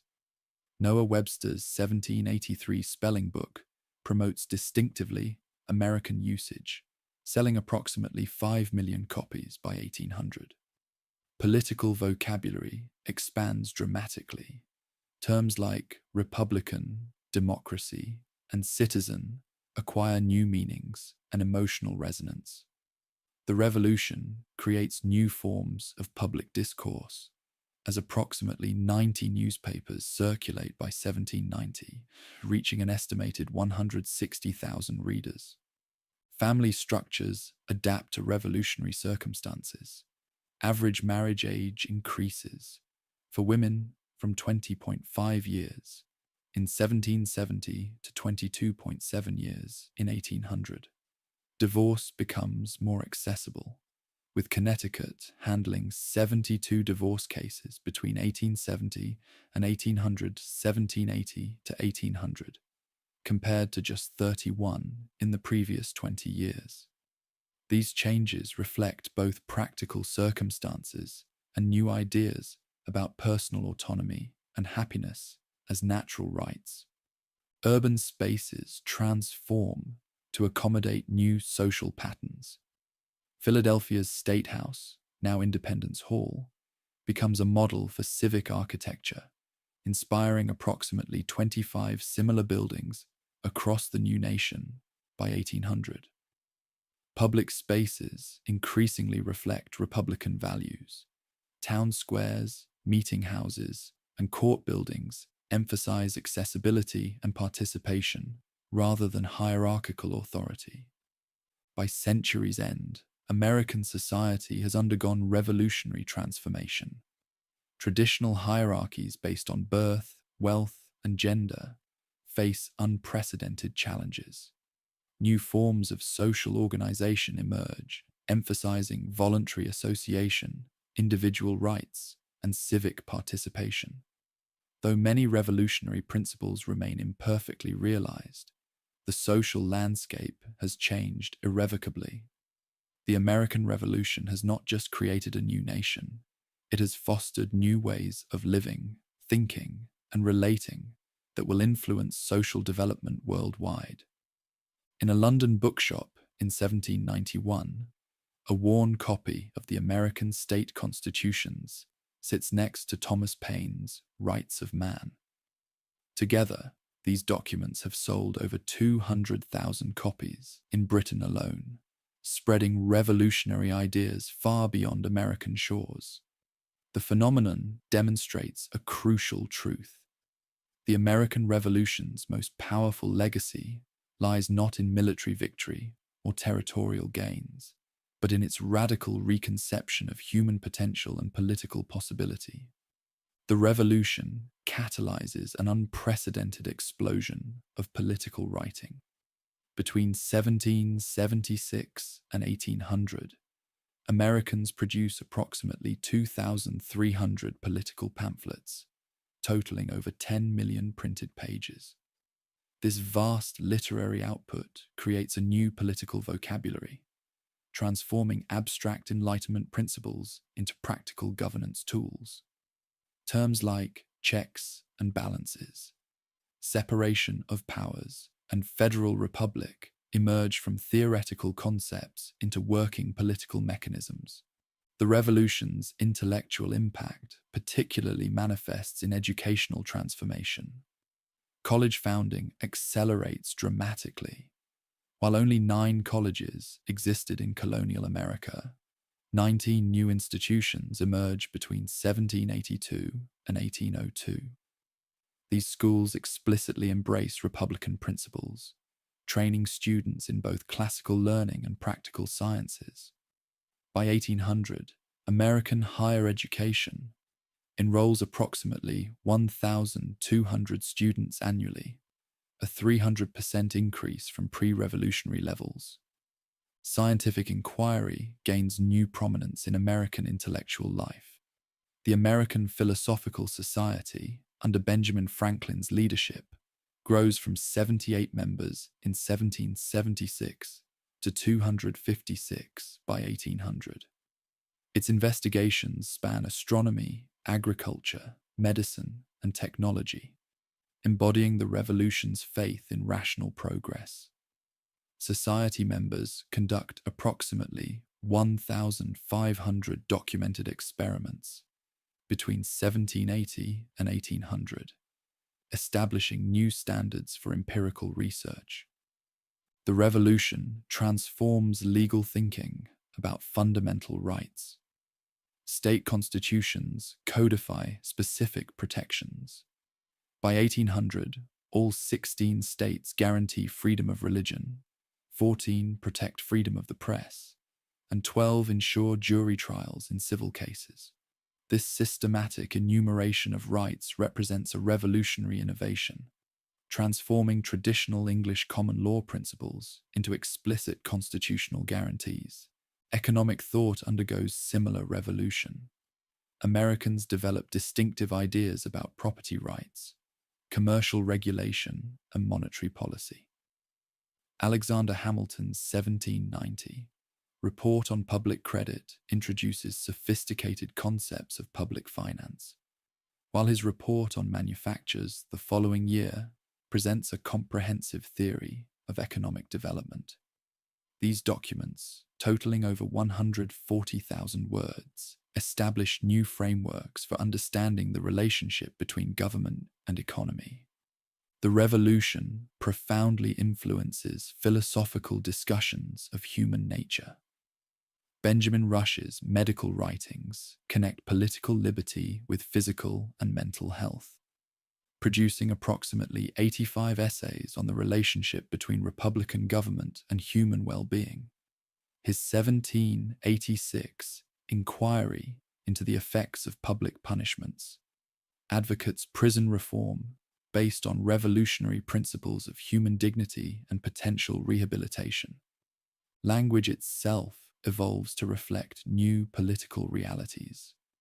Noah Webster's linguistic projects beginning with his 1783 spelling book, aimed to create distinctively American forms of expression. His works standardize American spelling patterns, dropping the British U from words like color and simplifying center to center. By 1800, these innovations reach approximately 385,000 students through his educational materials.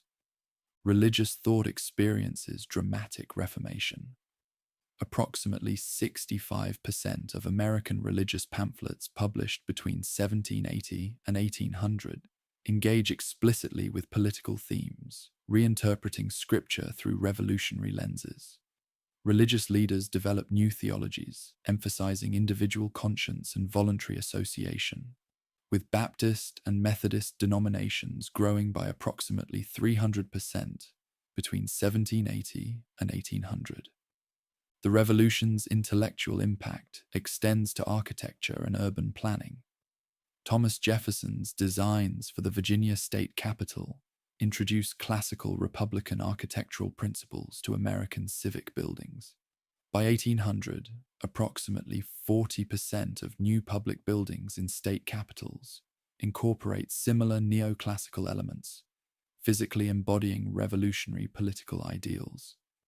Print culture expands dramatically to circulate these new ideas. The number of American printing houses grows from 50 in 1775 to 203 by 1800.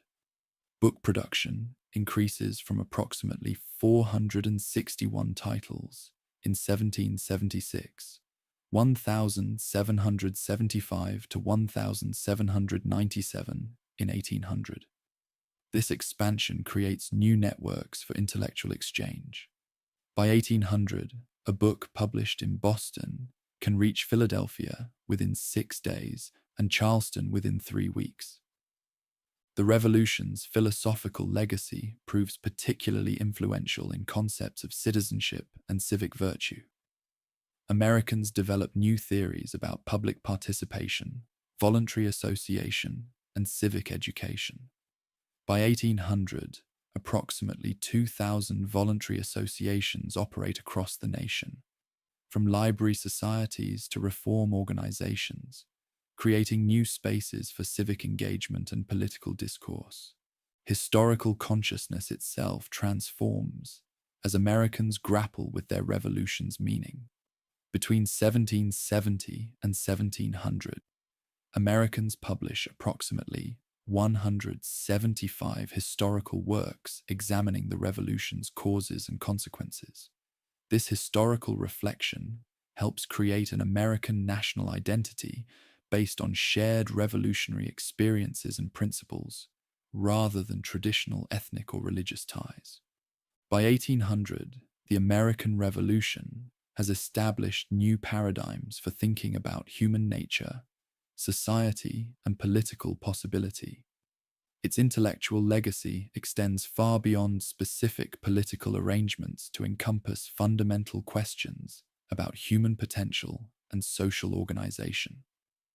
The revolution has not just created new political institutions, it has fostered new ways of thinking that continue to influence global intellectual development, demonstrating the enduring power of revolutionary ideas to reshape human understanding. A digital scan reveals something extraordinary in Thomas Jefferson's rough draft of the Declaration of Independence. Spectral imaging technology detects 70 distinct layers of revisions, showing how Jefferson wrestled with each phrase, each word choice. The document's evolution mirrors a larger truth. The American Revolution's principles continue to develop and resonate, constantly reinterpreted through the lens of new challenges and aspirations. Modern democratic movements draw direct inspiration from revolutionary precedents.